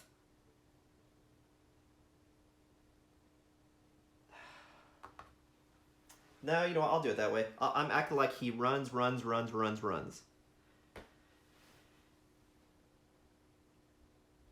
Sure.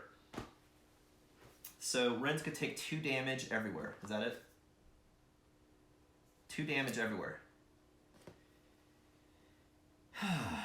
Fantastic. All right.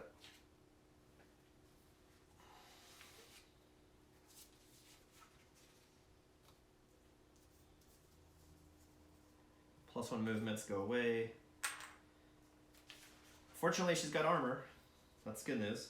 So she takes 2 everywhere. So head goes to 1. Hands go to 0. Chest goes to 0. Waist goes to 1. Legs goes to 2. Still alive, but not looking great. I don't know if you're sports fans, but it's not looking great, sports fans. Not looking great. Okay. Next, I'll say the rampage. He goes around. So next, I'll say it's this person, which is Bliss, who has no survival. Which is always awesome.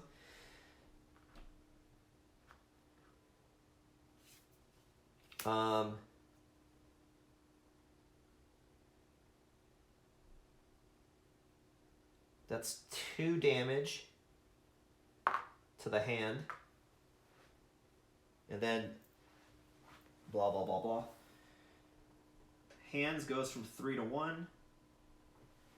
And then knock back 7 and knock down. 1, 2, 3, 4, 5, 6, 7.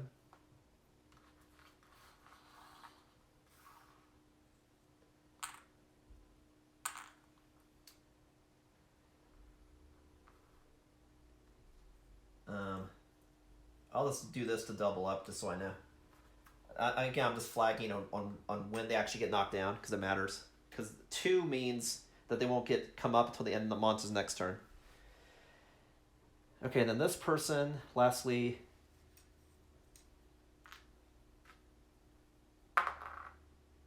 two to chest.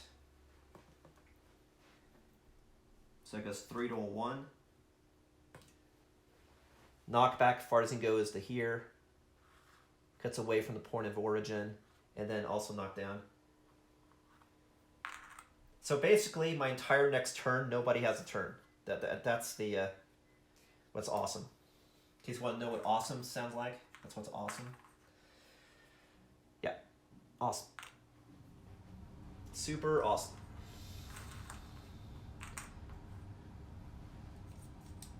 Like, we're doing good, but it's like we're really close to death. So it's like we need to kill this fucking beast.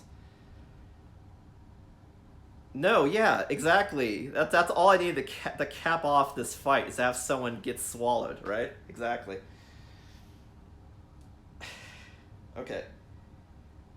Great. And now, to make things even more lovely, it's the end of the monster's turn, which means, what does he do? He runs around like an idiot. He was already running around like an idiot, now he's super idiot. Now he's going to anybody in his arc, which is 2 people, so I'm going to roll to see the highest number, which direction he runs. That's a 3. That's a 3, which is a tie, so roll again. 10 and a 9. So the monsters could be running in this direction. 1, 2, 3, 4, 5, 6, 7, 8.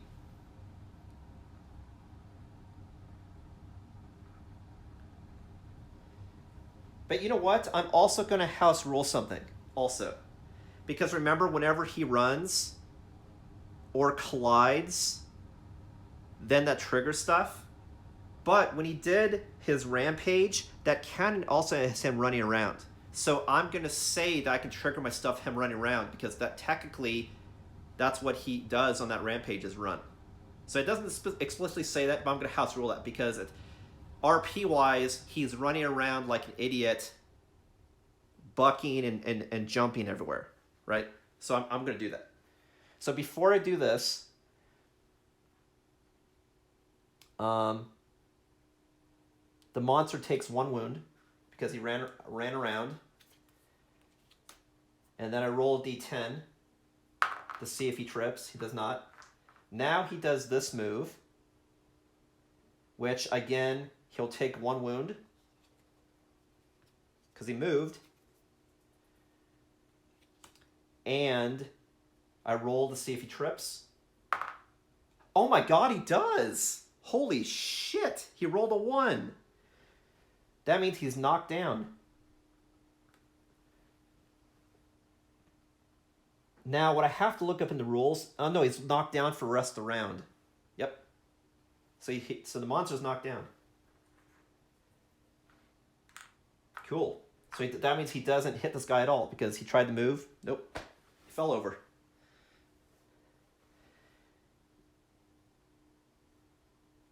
But you could say because he's knocked down, he then doesn't move. So I'll take 1 of the wounds back. Because technically, if he fell over, he didn't... you know what I mean? Didn't move. So he took damage moving during Rampage, but did not take damage moving because he tripped before he can move. So yeah, if I'm going to RP, you know what? You have to RP both ways, right? I'm just doing what sounds realistic. It tripped due to blood loss. Probably, yeah. It hurts. Yeah, exactly. He's running around being a fucking dick, which is increasing his blood loss. So it's like, okay, well, what did you learn? Exactly.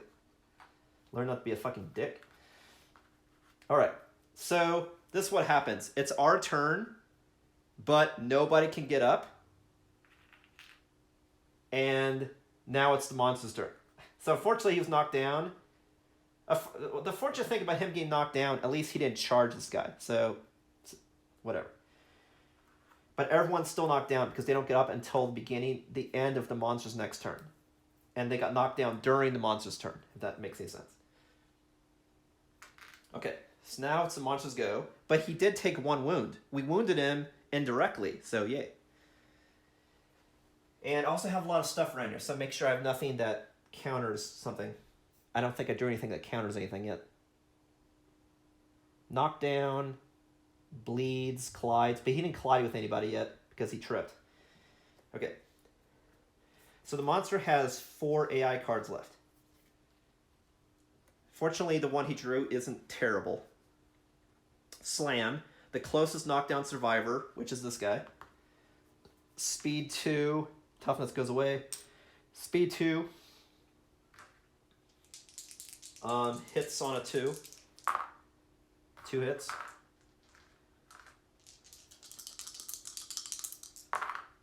Waist and the hand, and that's 2 damage.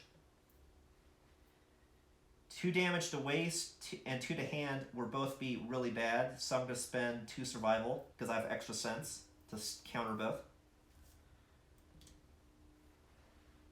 Okay, and then he does his diabolical when he tries to run at somebody.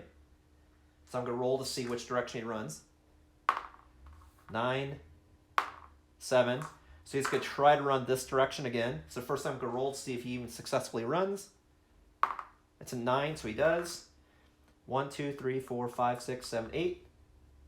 So he runs to here, but then he takes... well, no, this card went away. This only lasts till the end of the next turn, so this goes away. He doesn't bleed out anymore. He just bled for 1.5 turns, which is really good. It's free damage, but it goes away now. You gotta find it. Here we go. This card's card at the end of the next round. Yeah. But he does still suffer from the bleeding. Like, this was degenerating wound that he kept bleeding whenever he moved, but he still gores me. So I'll take damage, but then gain insanity. So I gain 1d10 insanity. So I gain 8 insanity on Ren. So it goes from 2 to 10. Because I have blood dripped all over me. And then I roll to see where I take 2 damage. 2 to waste. 2 to waste. I only have one armor, so I take light damage. But still kicking. We're still alive. Then everybody gets back up. We gotta kill this fucker. We have it surrounded. Gotta kill it. Shoot her! Shoot her! She only has fucking 5 hit points left. And everyone is close to death. Or, by the grace of Sephiroth, didn't die when getting kicked in the head.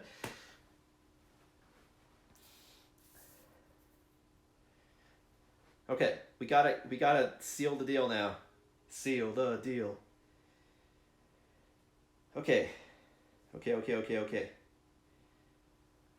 So I can't use this guy's attack because I have that stupid ability that I have to spend an action to be able to attack again, so I'm kind of fucked there. So I think instead I'm just going to scream to give everybody more insanity and more movement since people have to move pretty far. So I'm going to do that first. I'm just going to stay there and I'm going to scream. Actually, you know what? Or I could just do Order of Death. Fuck that. Yeah, I'm just going to do Orator of Death. It's the better ability. Yeah, fuck it. So I'm going to do Orator of Death and give everybody 2 insanity. What's cool about this is Screaming Horns, you only give people insanity if they're not insane. Whereas Orator of Death, you give everybody 2 insanity regardless. So Bliss goes to 3, which is huge, because that means now I can do the placard. Seth goes from 2 to 4. Jared goes from 11 to 13. And Ren goes from 10 to 12. Awesome. But now I can still move. I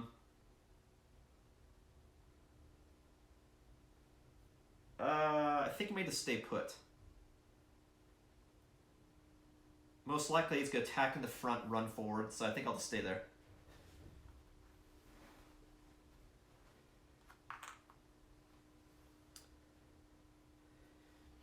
Okay, next I think I'm gonna do the this guy, 1, 2, 3, 4, 5, and I'm gonna do a.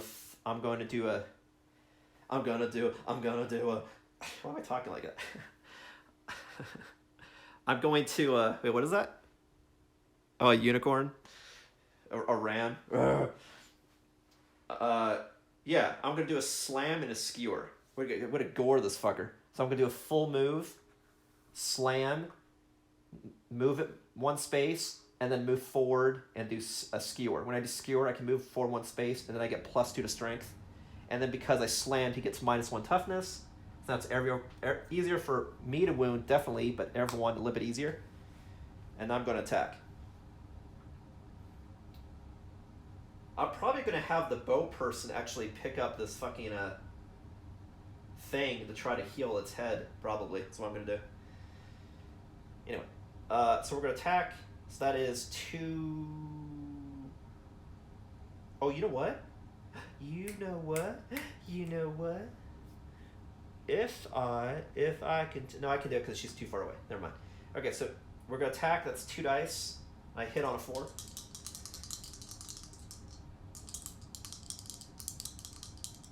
But the question is, do I want to be in the back of the beast? That's the problem. Because if I kick, I might get killed. Nah, I have extra sense. Fuck it. Let's go for it.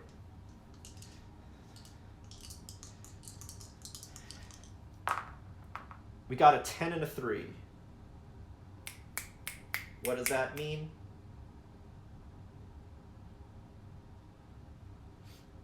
That means it's one hit.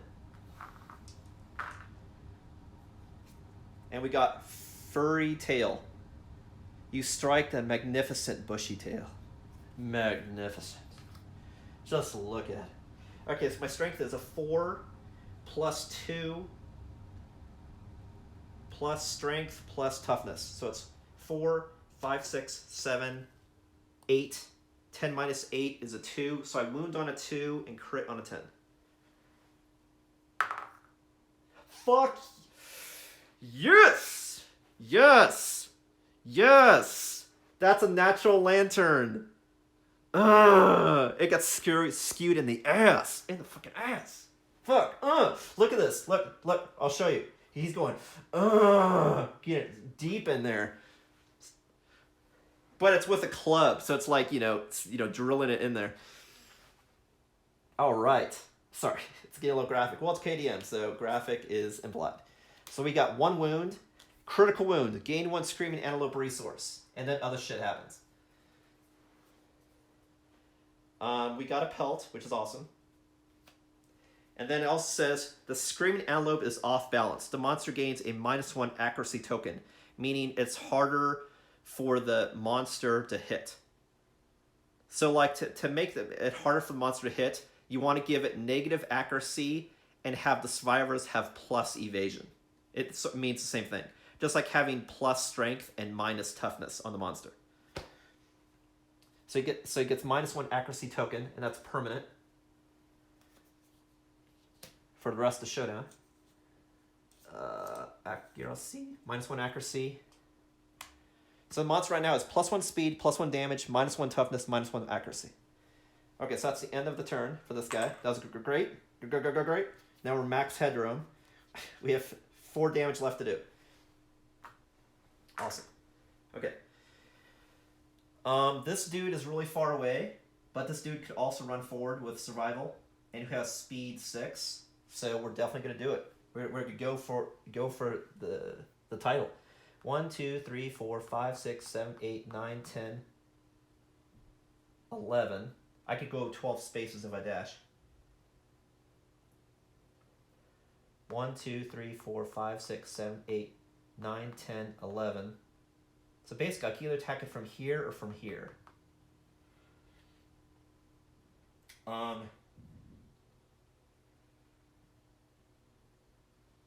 The person most likely to survive is this guy, so I think I'll attack from here. That way, if it charges this way, I know at least this guy can at least use the placard and cancel 1 dice. And then I could spend a strength to add survival, worst case scenario. We'll do that. 1, 2, 3, 4, 5, 6, 7, 8, 9, 10. 1, 2, 3, 4, 5, 6, 7, 8, 9, 10. Okay, we'll move here. And we're spending 1 survival, so we go from 5 to 4. And this is the person, if you remember, that can roll a shit ton of dice. If I can roll a shit ton of dice. But you know what the problem is here, sports fans? Is we've already gone through so many cards in the hit deck that do you think we're going to draw a what is it called? A trap card? Probably. I mean, I hope it's at the bottom of the deck, but probably not. So we're going to roll a shit ton of dice, 7, and we hit on a 6.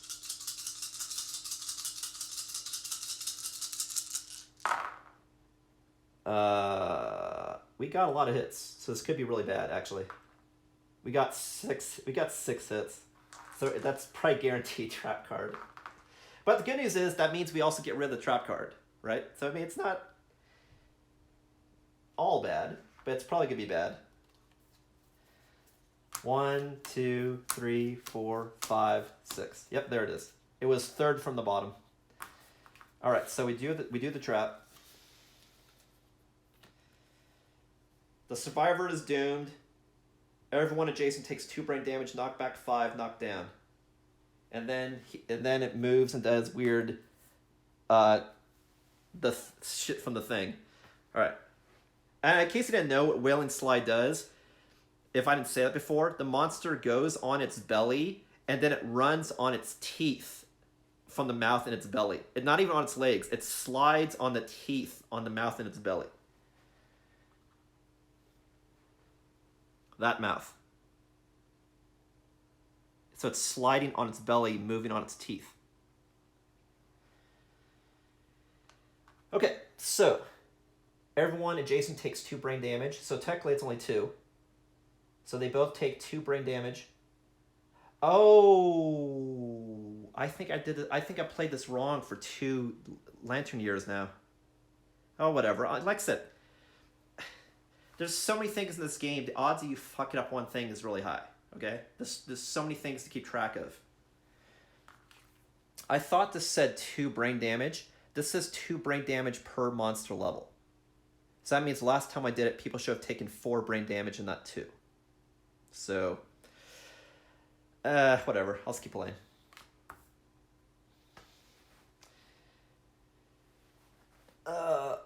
It's easy to overlook because sometimes when you rate the damage, if you're rating fast, you forget that it says per monster level. So the number you see, it's actually multiplied. So it's not 2, it's 4. So, yeah. So that is interesting. Okay, so that could change things. So, but I'll play it correctly going forward. Like I said, that was complete oversight. I didn't even realize that.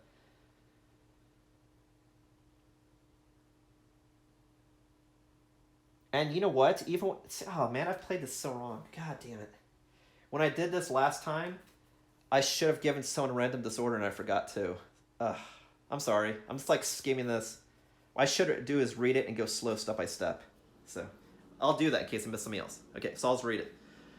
The screaming antelope panics, its undermouth unleashing an inhuman wail. It bucks wildly and leaps into the air.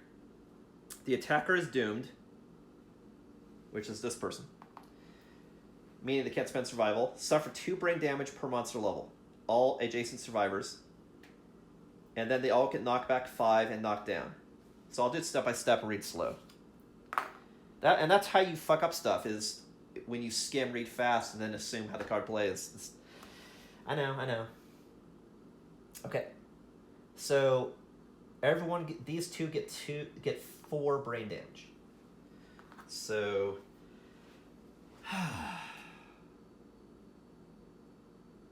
that actually makes the Antelope harder than I thought, because you need a lot of insanity to even do the fight, because every time you do a trap, you'll take 4 brain damage.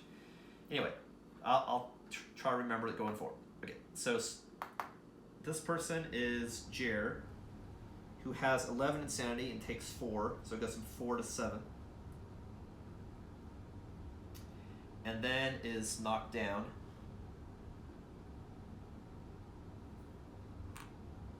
Okay. And then this person takes 4 insanity, so it goes from 12 to 8. And what's the knockback? 5. 1, 2, 3, 4,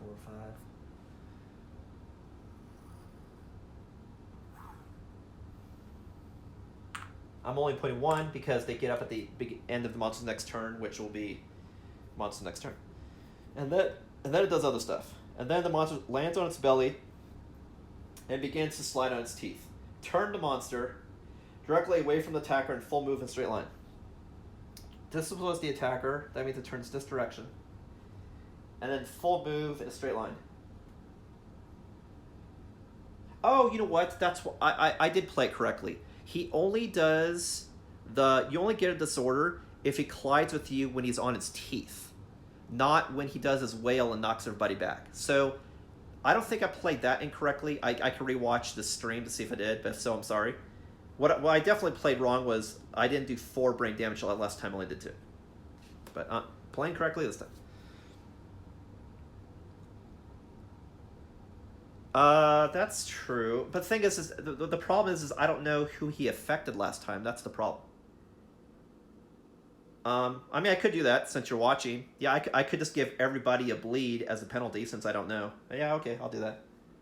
Just so I'll act like they're bleeding out of their nose or something. Well, like from something out of Stranger Things or The Witcher. Sure. You know, like when the mages use too much magic, they start bleeding out of their face. Sure. All right, I'll do that. Since I don't know, I'll give everybody one bleed. Sure. And then since everyone's getting one bleed, the person who has hemophilia gets knocked down, but she's already knocked down. But yeah, so everyone will get a bleed. So Ren has 1, Jera has 1, Seth has 2, Bliss has 1. Now, that's a cool idea. So that's like you're bleeding out of your face. Sure. I like it. Okay, so now it's going to be full move. 1, 2, 3, 4, 5, 6, 7, 8. To here. And then if you collide with anybody, since he's running on his teeth, you would then get a disorder. But I don't remember if anyone got hit by that last time. But if so, I don't remember again. So whatever. Okay, so that's the end. That was a trap. So now I shuffle the hit deck, and then this person can still take a turn. This person took a turn. This person got knocked down. This person took his turn, and then got knocked backwards. And knocked down. Okay. That's the thing about this game, like, you gotta read slow, check everything before you do an action, don't just assume, because it's easy to miss stuff. There's so much stuff to keep track of. It's very, like it would be safe to say every Lantern year I screw up something. Like that's definite possibility. Whether it's the settlements, or the hunts, or the showdown. Yeah, there's a lot going on. I do the best I can. No, but the bleeding out of the face is a good idea to make it fair. So that's a good idea. I mean, I also don't want to botch the hunt, the showdown, but I would rather the showdown I lose because we go down, you know, guns a-blazing than I fuck up something which causes everyone to wipe. So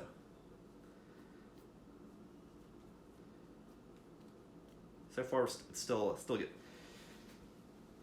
He has 4 hit points left, if I recall.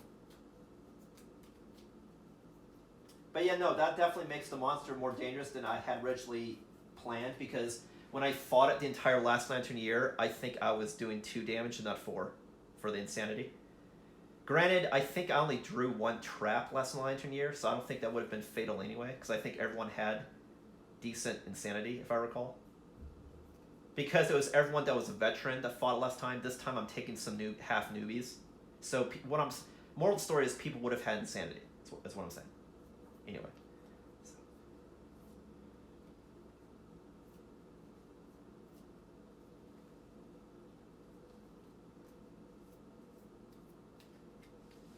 I'm just shuffling the hit deck, hoping to God I don't have any more trap cards at the top. I remember one time when I fought the Screaming Antelope, I think it was level 1, I got like 3 trap cards in a row during one round. That was pretty bad. I think that might have been the one that only had 2 of 4 people survive, if I recall. I think there was one instance that happened. That was pretty bad. But the other thing is you have to remember it's only people adjacent. So if you attack with ranged weapons or at an angle, you never have to worry about that trap reaction. So it's important to not be orthogonal to the monster, this one, and also, or at an angle. Yeah, that was bad, like that one Lantern year. Like, every time someone attacked, I drew a trap card. I was like, what the fuck? It was bad. That was really bad. Okay, so that was a trap. Now I have 1 person left that can go. 1, 2, 3, 4, 5. Technically, I can fire my weapon from here and not even move. Which is great, because I can't dash. So, awesome. Oh, you know what? I think I may have just fucked that up, too. Did I move with the archer last round and fire? It's a cumbersome weapon. I could not have done that. I thought I moved and fired. Christ. I think I did do that. Or did I? I can't remember. Okay, wait, anyway. Because I can't remember, I'm going to say this person can't attack. Because I think I may have accidentally moved and attacked. And I can't because it's a cumbersome weapon. Cumbersome means you have to use an action and a move action to attack. And what that means is that means you can't move if you're going to shoot with the bow. Okay, yeah, so I'm just not going to attack because I want to be fair. Yeah. So instead, I'm gonna pick up this Acanthus and try to get a survival back. That's what I'll do. Okay, so I'm gonna roll. Or actually, wait a minute. Well, I say I could pick everybody up, but everyone already took the turn anyway, so it doesn't matter. Yeah, fuck it. I rolled a 4, which I believe is a total fail, if I recall. Fine, nothing happens. Great, that was great. Great. All right, so now it's the monster's turn. Awesome. Monster has 4 hit points left. That's what I mean. Like, there's a lot of things to keep track of. It's like, oh, I can attack, but can you attack? And you move, but do you have bonus move? Do you have penalties when you move? Like, there's a lot of shit. Like, this monster just moved, right? And see, that's what I'm talking about. It just moved. So what does that mean? That means I roll to see if it even moves. First of all, 7 it does. But then it does move, and what else happens? It has something happens when you collide, and then can it move at all? Okay. Because it's got fucking 4 persistent injuries. Okay, now it's monster's turn. Stomp and Snort. Which sounds more deadly than it is a B-level card, so it shouldn't be that bad, hopefully. Knock on KDM. Random survivor in range. I believe the only person in range is this person. So we'll target this person. Intimidate target. The screaming antelope begins to stomp and snort excitedly. A gurgled moan sounds from its undermouth. Turn to face target. Roll a d10. Got a 10. On a 4+, the target suffers 1 brain damage per monster level and is knocked down.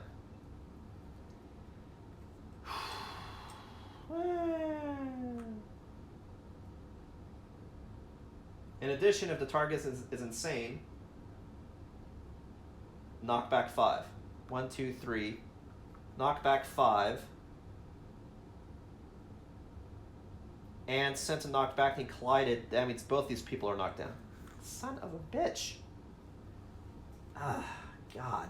Because the people collided with each other. So now everybody's knocked down. The good news is these 2 people get up during their next turn, but these 2 people won't, unless I encourage. And then 2 brain damage to the archer, who goes from 4 to 2. All right. So you think it's the end of the monster's turn? Nope. Now the monster does diabolical. Who's under range? Both these 2 people. So now I'm going to see how far he moves. Does he move to here or does he move to here? Top one first. 2 and a 7. So he's going to run all the way to the back. So that means he's going to trample all the way to the back and then knock people sideways, if possible. The problem is he can't knock this person sideways because they already have collision. So how does that work? Because if he lands on top of something, they move this way, but it can't move this way because this person's in the way. So does that mean the person gets bumped? I don't know. So let me try to see if I can't find the ruling for that. Yeah, he's bowling, exactly. Because I know the ruling that if he stops on top of someone, they go in the same direction. Unless they're on the edge, then they go sideways. So I know these 2 people get knocked sideways. The problem is... Oh no, he lands on top of him too. Never mind. Great. That solved the problem. Great. Great. So he bashes forward. All 3 people will take a collision, which means what? That means all 3 people would get 1d10 insanity and then take 2 damage to random place and get knocked this way. So, both these people get knocked back to here. This person gets knocked. What is it? I think it's knockback 5 is the standard. 1, 2, 3, 4, 5. But it doesn't refresh the knockdown, so he'll still get back up next turn anyway. Okay, so then everyone takes 2 damage. Head, chest, hand. But this person is insane, so they cancels the first hit because he's got the Phoenix placard. So he takes 1 brain damage instead of physical. So he goes from 3 to 2. The other 2, though, have to take damage because it's not an attack. So 2 to head and 2 to hand. 2 to head on the archer is good. He got hit. Remember, he's the same person who got hit in the head last time. So he's going to go to the table. The other person is Jer, who got 2 to hand and goes to light damage to hand. But this person rolls on the table again. And we'll see if Seth lives. Can't kill Sephiroth? Son of a bitch. He already got hit in the head. Can't spend survival for the rest of the game. Now we'll see if he still lives or not. That does not count. Has to be on board. That's a 3.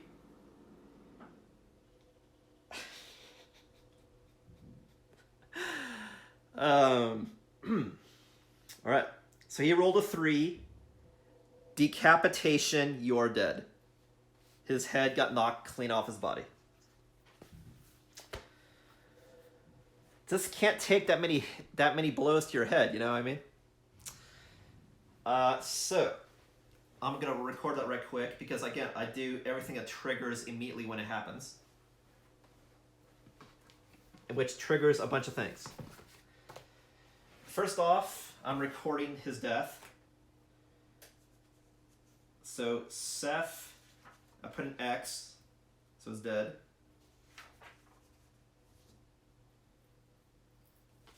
The death count I raised by 1. The population goes from 11 to 10. Then I put an X next to Seth on the record sheet. And then I say how he died. See, decapitated by screaming Antelope. I'll say trample. I just like to record how everybody died for fun. What that also means, because of my dark trait, my religion, is everybody who witnessed this happens gains 1 in a stat permanently. And then also, because I have cannibalism, at the end of the showdown, I'll get 1 basic resource for the person dying as well. That's why I'm keeping track of the death. But the stat happens immediately, because that's how I play the game. Okay, so Bliss will give 1 stat. So I'll add to his evasion, so it goes from 2 to a 3.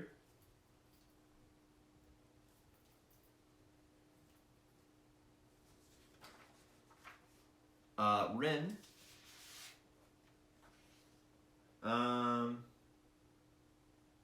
I'll give 1 to speed, so speed is a 3.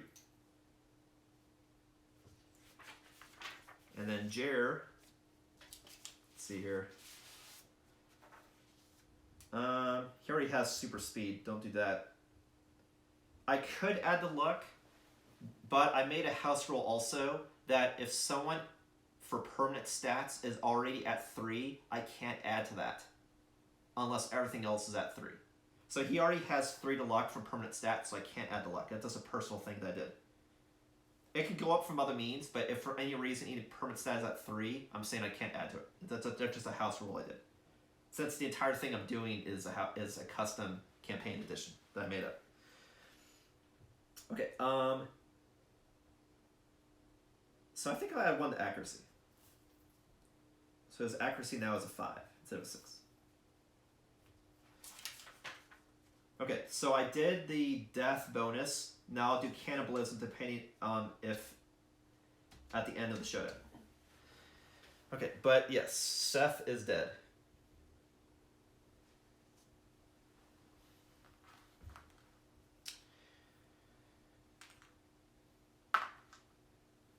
Okay.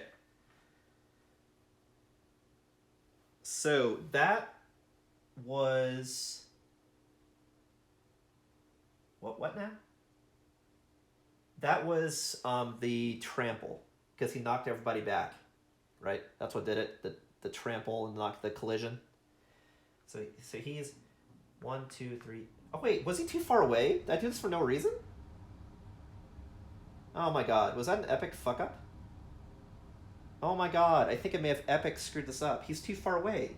He's not even in range. 1, 2, 3, 4, 5, 6. Oh my god, he's not even in range, man. He's not even in range. Oh no. Shit. But you know what? Since I screwed up the whale last time, I'll just say it does it. Because now I have to go back and try to figure out what stats I increased. So, you know what? I'm just going to do it. Fuck it. Because people may have gotten brain damage death when he did that one death whale, possibly. So, I'll okay.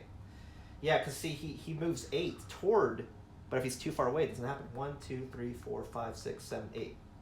So he would have been out of range.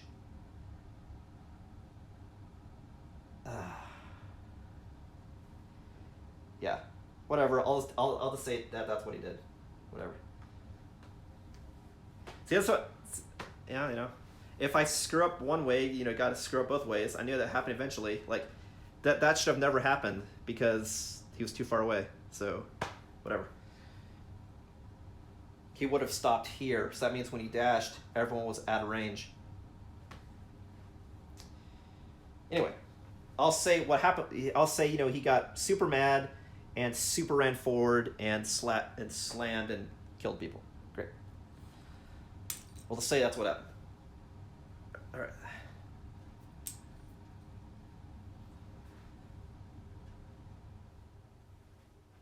Unless I want to go back and take back. This was to accuracy. This was to... No, fuck it. Like I said, like, I misplayed the death whale probably the entire last Lantern Year. I think I played it wrong. I think I only did 2 damage, not 4. So we'll continue.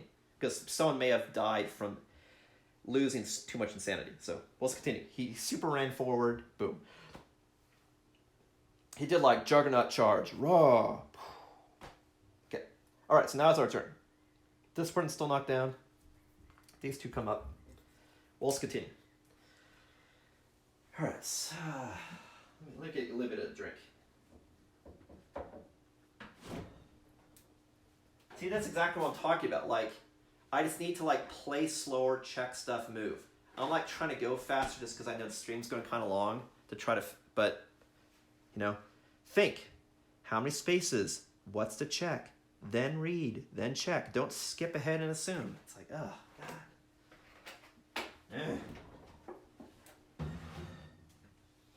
Anyway, I think the law of the balancing the universe, it probably made sense for one person to die because, like I said, I think I've been playing the whale incorrectly.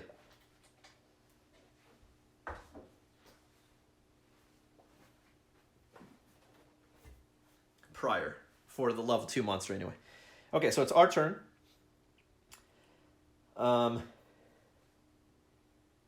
Now he's got 3 hit points left. 4 hit points left, 3 AI cards. We need to kill this guy. He needs to die this round. No more fucking the duck, if that's a term. I don't know if it is. But let's not fuck the duck anymore. Let's kill him. Okay. Plus, to be honest, Seth, like, he can't spend survival. Like, let's just put him out of his misery. So he's like, come get me. Come at me. And I'm just thinking about the song. Now it's like a toss ahead for your witcher, oh valley of bloody. Sure. Okay. All right. So we have to do 4 more damage. We already got a bunch of resources, including from death. Let's just end this fucking fight, please. Let's just end the goddamn fight. Let's end it, please. End it before more death happens, because everyone is super low. Especially if I draw another trap card. Actually, that's a good point. Because I've Orator Death, I should give everyone Insanity just to be safe. That's what we're going to do. Yep. Oh no, I can't because he's knocked down. Son of a fuck. What am I going to do? I need to give people Insanity in case I draw a trap card, because that can cause more death. Yes, I have to. I have to. Have to. So I'm going to... Who could spend survival? I need Jer to kill the person and crit, so I want to keep Jer.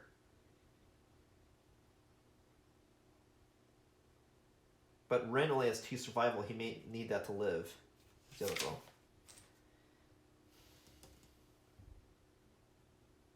No, he needs to die. No. No. No. I'm going to have... No, I'll just make sure he's not the primary target, hopefully. So I'll go 2-1 on Rin to encourage this guy and pick him up. Oh, that's true, but it's only survival. I can still do it in action. I just spend a survival to do it. That's true. Survival doesn't count as an action. 1, 2, 3, 4, 5. 1, 2, 3, 4, 5. And I can still attack from here. So I'll do that. Attack. Because he has reach 2. Okay, so we're going to roll. He rolls speed 3. So let's see, from death, he became more powerful. Hits on a 4. That's 2 hits.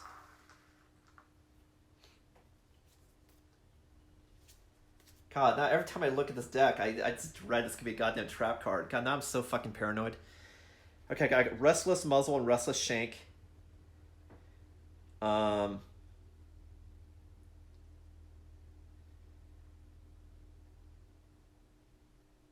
do Muzzle first, because if I crit, then it counts as being knocked down. Which means then, no, because then both people couldn't attack it. So I'll do that one last. Yeah. Yeah. Okay. So I'll do Restless Shank first. So to wound, that is a 4 plus 1 is 5.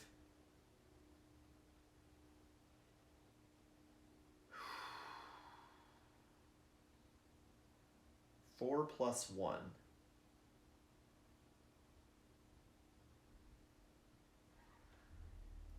is a 5.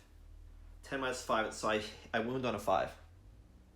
Wound on a 5 and crit on a 10. That's an 8, so that's 1 wound. And he's got a reaction when he wounds. Roll d10 for each survivor currently in its blind spot. No one's in the blind spot, so it doesn't matter. Wound on a 5, crit on a 10. Rolled a 4, so that's total miss, but this has no reaction. Okay, so we have 3 hit points left. Now I'm going to do Orator of Death with Bliss to give everybody 2 insanity as an action. So Ren goes to 10. Jer goes to 9. Bliss goes from 2 to 4, which is important because that means he could do the placard potentially, and then Seth goes from 2 to 4. And now I can move. So I'll just get out of the destructive path just to be safe. You know, when he ends its turn, type of shit. So I'll move to here. Now I have Jared, who's left. I want to attack from this side, but if he runs, I don't want to be in his destructive path. So I want to try to get back here. 1, 2, 3, 4, 5. Oh wait, but is he honorable? Yes, so I cannot attack from behind. Oh, Christ. Oh, God. Why does it have to be honorable? So I need to attack from here.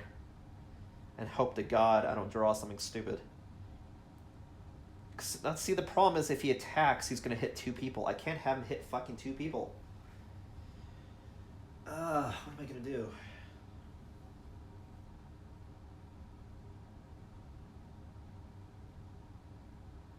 If he goes after the closest target... Well, I guess the closest target, technically, he would hit this person. But then he'd run and hit both people. Oh yeah, I never gave those 3 people their 1d10 insanity, did I? I don't think I ever did that. No, I didn't do that. So these 2 people should get 1d10 insanity. I don't think I did that at all. Correct me if I'm wrong. I don't think I did. Because I did the damage first. Gains 9, gains 1. So Bliss goes from 4 to 13, and Ren gets another one, goes to 11. Yeah, I don't think I gave people the insanity from the collision, from the vomiting blood. Okay. 1, 2, 3, 4. Will's going for the attack. I need to hit the fucker. I need to kill the fucker. I can't have this fucker attack. I need to do 3 damage and kill the fucker. Okay, so we are attacking. So I roll 7 dice, as you know.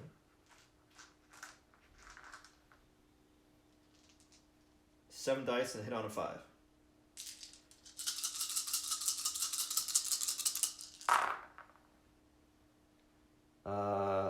Two misses.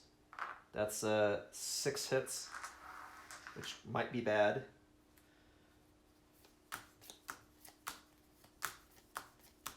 Fortunately, it wasn't. Jesus Christ.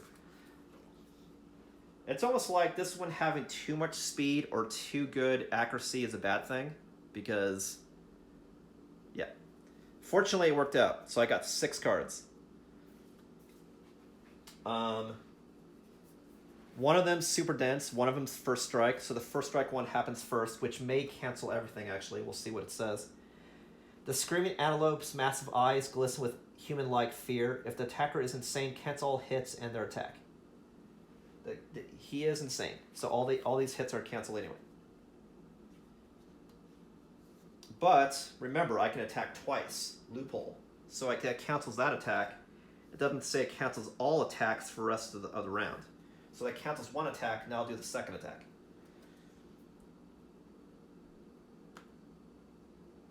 Let's roll some more dice. We got... We're probably going to draw the trap now. I mean, this is another 6 hits. 1, 2, 3, 4, 5, 6. Wow, that's super lucky. Super lucky.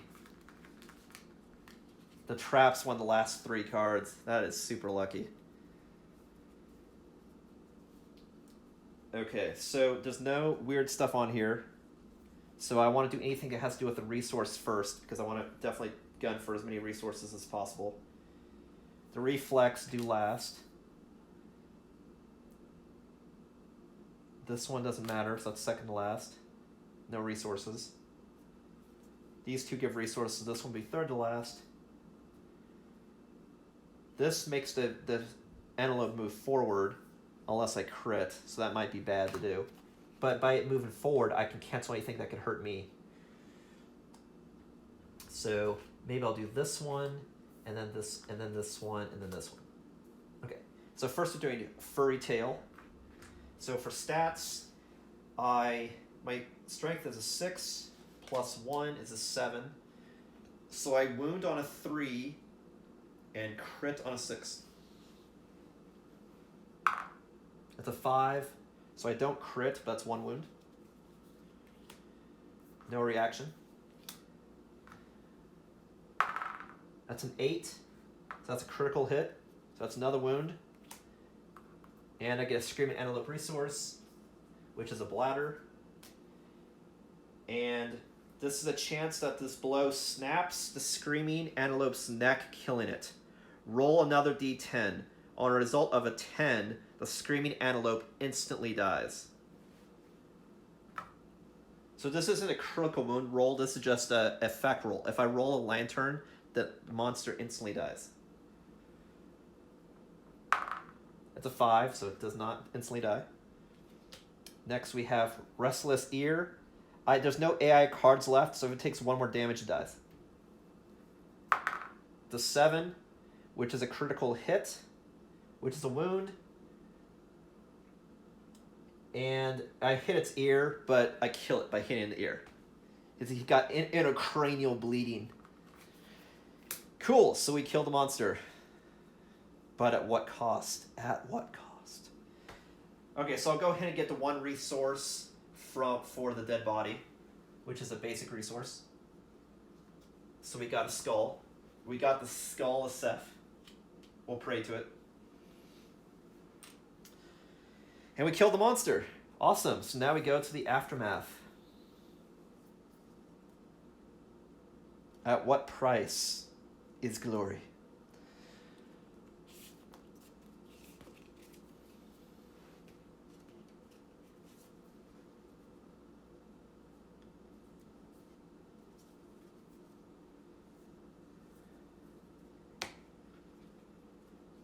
Okay. Alexa, I did a couple fuck-ups, but I did the law of averages with the universe, you know. I did have somebody die. People got maimed. So, to each his own. Alright, so now we do the aftermath. Which, first of all, well, no, we do the experience, and then we do the rewards. So first, everyone gets 2 hunt experience, but Bliss gets 3, because he is the savior. So Bliss gets 3, which triggers age 3, so go ahead and do that immediately. So he gets 3, Seth is dead, Ren gets 2 hunt experience, Jer gets 2 hunt experience. But Bliss does trigger H3, and again, I do triggered milestones when they happen, which is not how you play the game, but I don't care. It's more themey and less stuff to keep track of, as I say every time I do this. 107.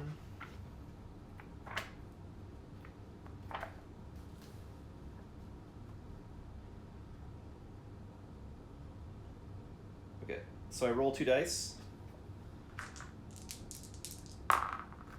That's 9 total, which means gain 1 random fighting art.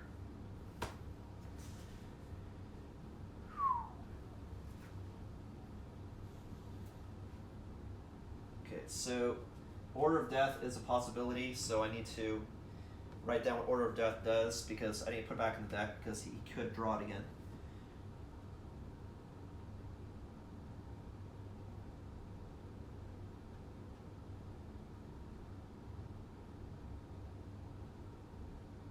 Okay, I'll just abbreviate it. Sure. Now add to deck, reshuffle, and see what fighting art he gets.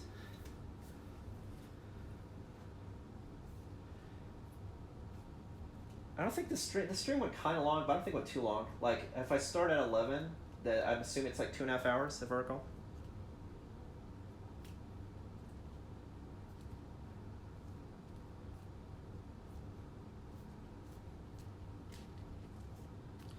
Okay, so we got Double Dash. That's what the card looks like. During your act, once per round, you may spend a action to gain a movement.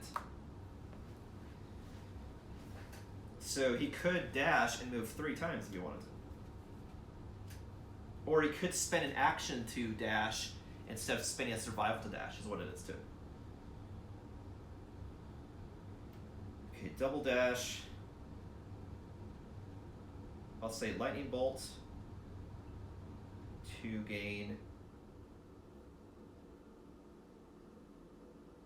horsey. Okay. Okay, so we did gaining experience. Now I need to see if people wounded with a weapon to gain specialty. I don't think I attacked ever with the hammer.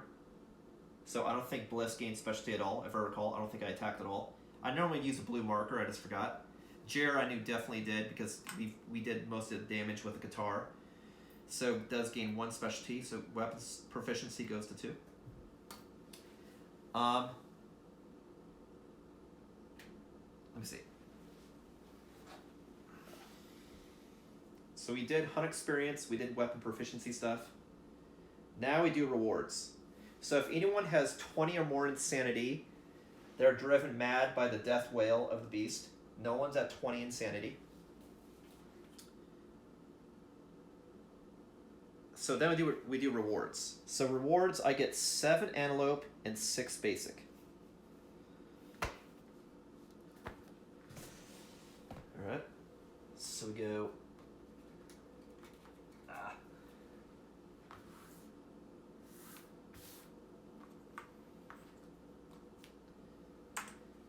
One, 2, 3, 4, 5, 6, 7.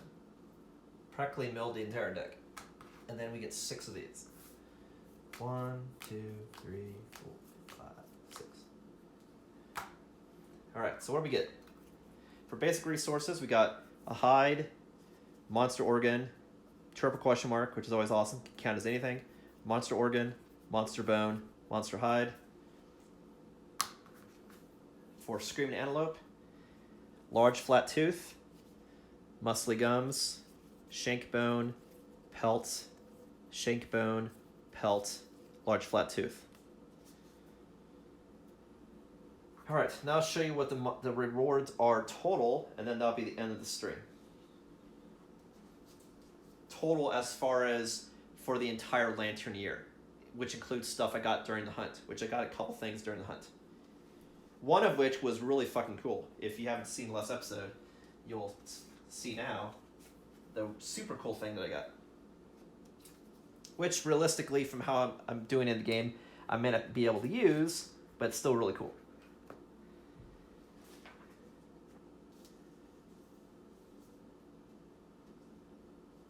Only because you need a lot of iron, and unless I house rule that the Gold Smoke Knight isn't the end of the game, so I keep doing, like, legendary monsters, then maybe I'll still do it. We'll see. We'll see. If I live that long, get to that point, we'll see what I do. Okay. So.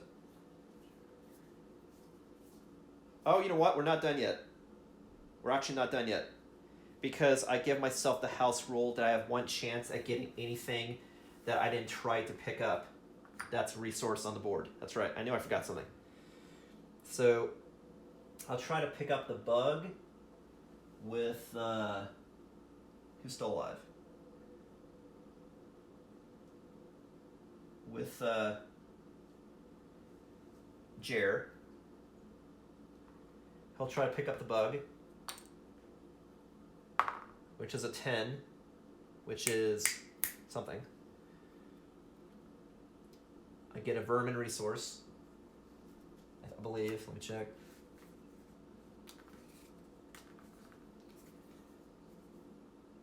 Yep. I gain Cyclops Fly in addition. And then I try to pick up the Acanthus, and I use the people have the bonuses. Doesn't matter who. Actually, it doesn't matter. I'll have this person try to pick up 2, and Bliss try to pick up 3. Okay, so we'll roll. 8 plus 2 is a 10, so I get an Acanthus. Again, this is another house rule, just because it's dumb that if you can spend any number of rounds fighting the beast, but you can't spend one round after fighting the beast to try to pick up shit. So that's how I play the game. A 5 plus 2 is a 7, which is game 1 survival. So it goes from 11 to 12. I'm sorry. It goes from 1 to 2 survival.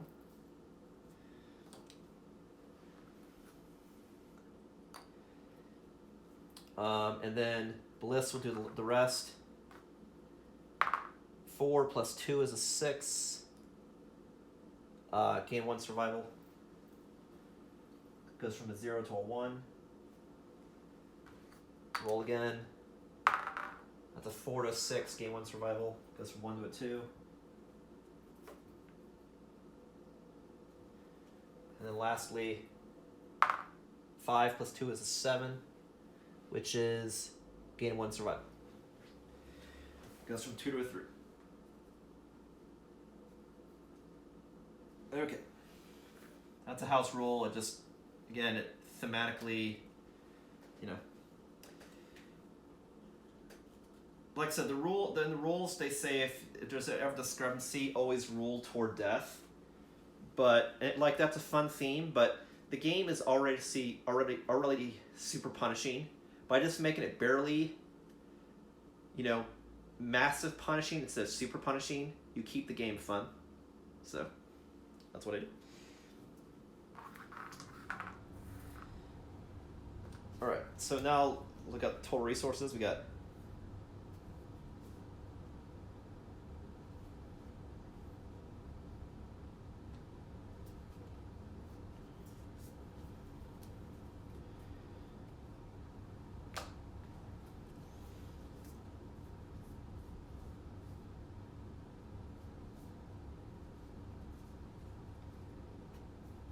So I actually only picked up 1 Acanthus. There was 5. I got 1 Acanthus, and then I got 4 survival. Right. Okay. So in total, I got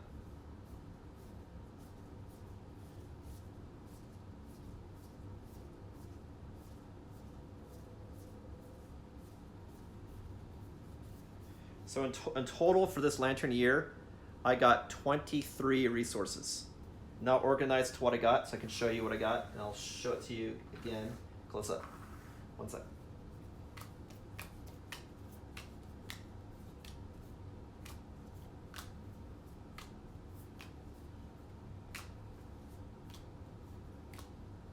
But it looks like a lot, but remember, next Lantern year I'm going to get fucked over from Hands of Heat, so, whatever I have is going to be halved. If you're keeping up with current events.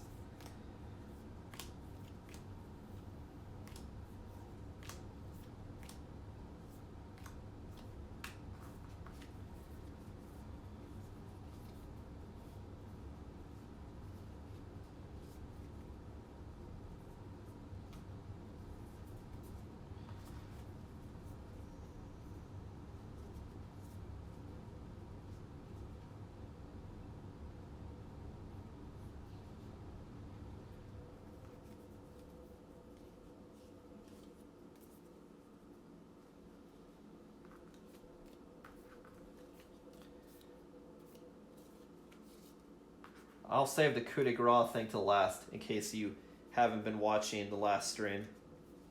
I'll save that for last. So I got 23 resources. This is what I got for this Lantern year, including the hunt and the showdown. Triple question mark counts as anything. A pelt, a pelt, a pelt, monster hide, monster hide, monster hide, spiral horn, skull, large flat tooth, large flat tooth, shank bone, shank bone, shank bone, monster bone, bladder, beefsteak, muscly gums, monster organ,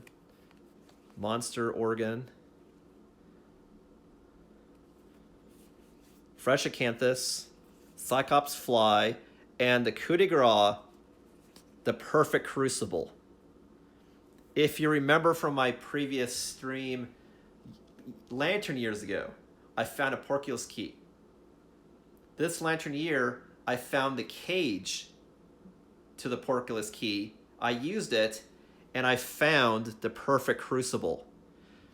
This allows me to craft the perfect slayer if I ever make the blacksmith. It allows me to craft it, which is the most powerful grand weapon in the game. So I don't know if I'll be able to make it because it takes so much iron, and I'm really behind the curve on getting iron that I don't think I'll be able to make it in time, but still cool. If I happen to get past the Gold Smoke Knight, depending on what happens with the story, I might house rule that I can keep playing so I can make this weapon and then maybe fight some legendary monsters, blah. We'll see. But yeah, that's what I got. Ton of shit. That was a really nasty fight. I definitely have the gear to fight a level 2, but like you see, it's still, you know, bad shit could happen. Cool. Well, thanks for watching. I know this stream went kind of long, but we had a lot of shit happen. A lot of some rules discrepancies, but I think in the end, we balanced out with the universe. But we did it. Yay. Cool. So we'll turn in. Don't turn in yet. There's still more day. Tune in next episode to see the settlement phase for Lantern Year 16. That settlement phase, I definitely recommend, only because there's going to be so much bad shit that happens during that Lantern Year. So much. I won't remind you on the what to make a surprise, but what I will tell you is during that settlement phase, there's going to be 2 story events and 3 settlement events. You heard me correctly. 3. 2 story and 3 settlement events. Not to mention that Lantern Year, I'm also going to be fighting a level 2 Butcher. So it's going to be all sorts of bad and crazy shit happening. So definitely tune in then to see what pans out from that. Can I use these resources to survive the epic bad shit that's going to happen? We'll see. Well, thanks for watching, everybody. Again, this is Ismortah, and I will catch you next time.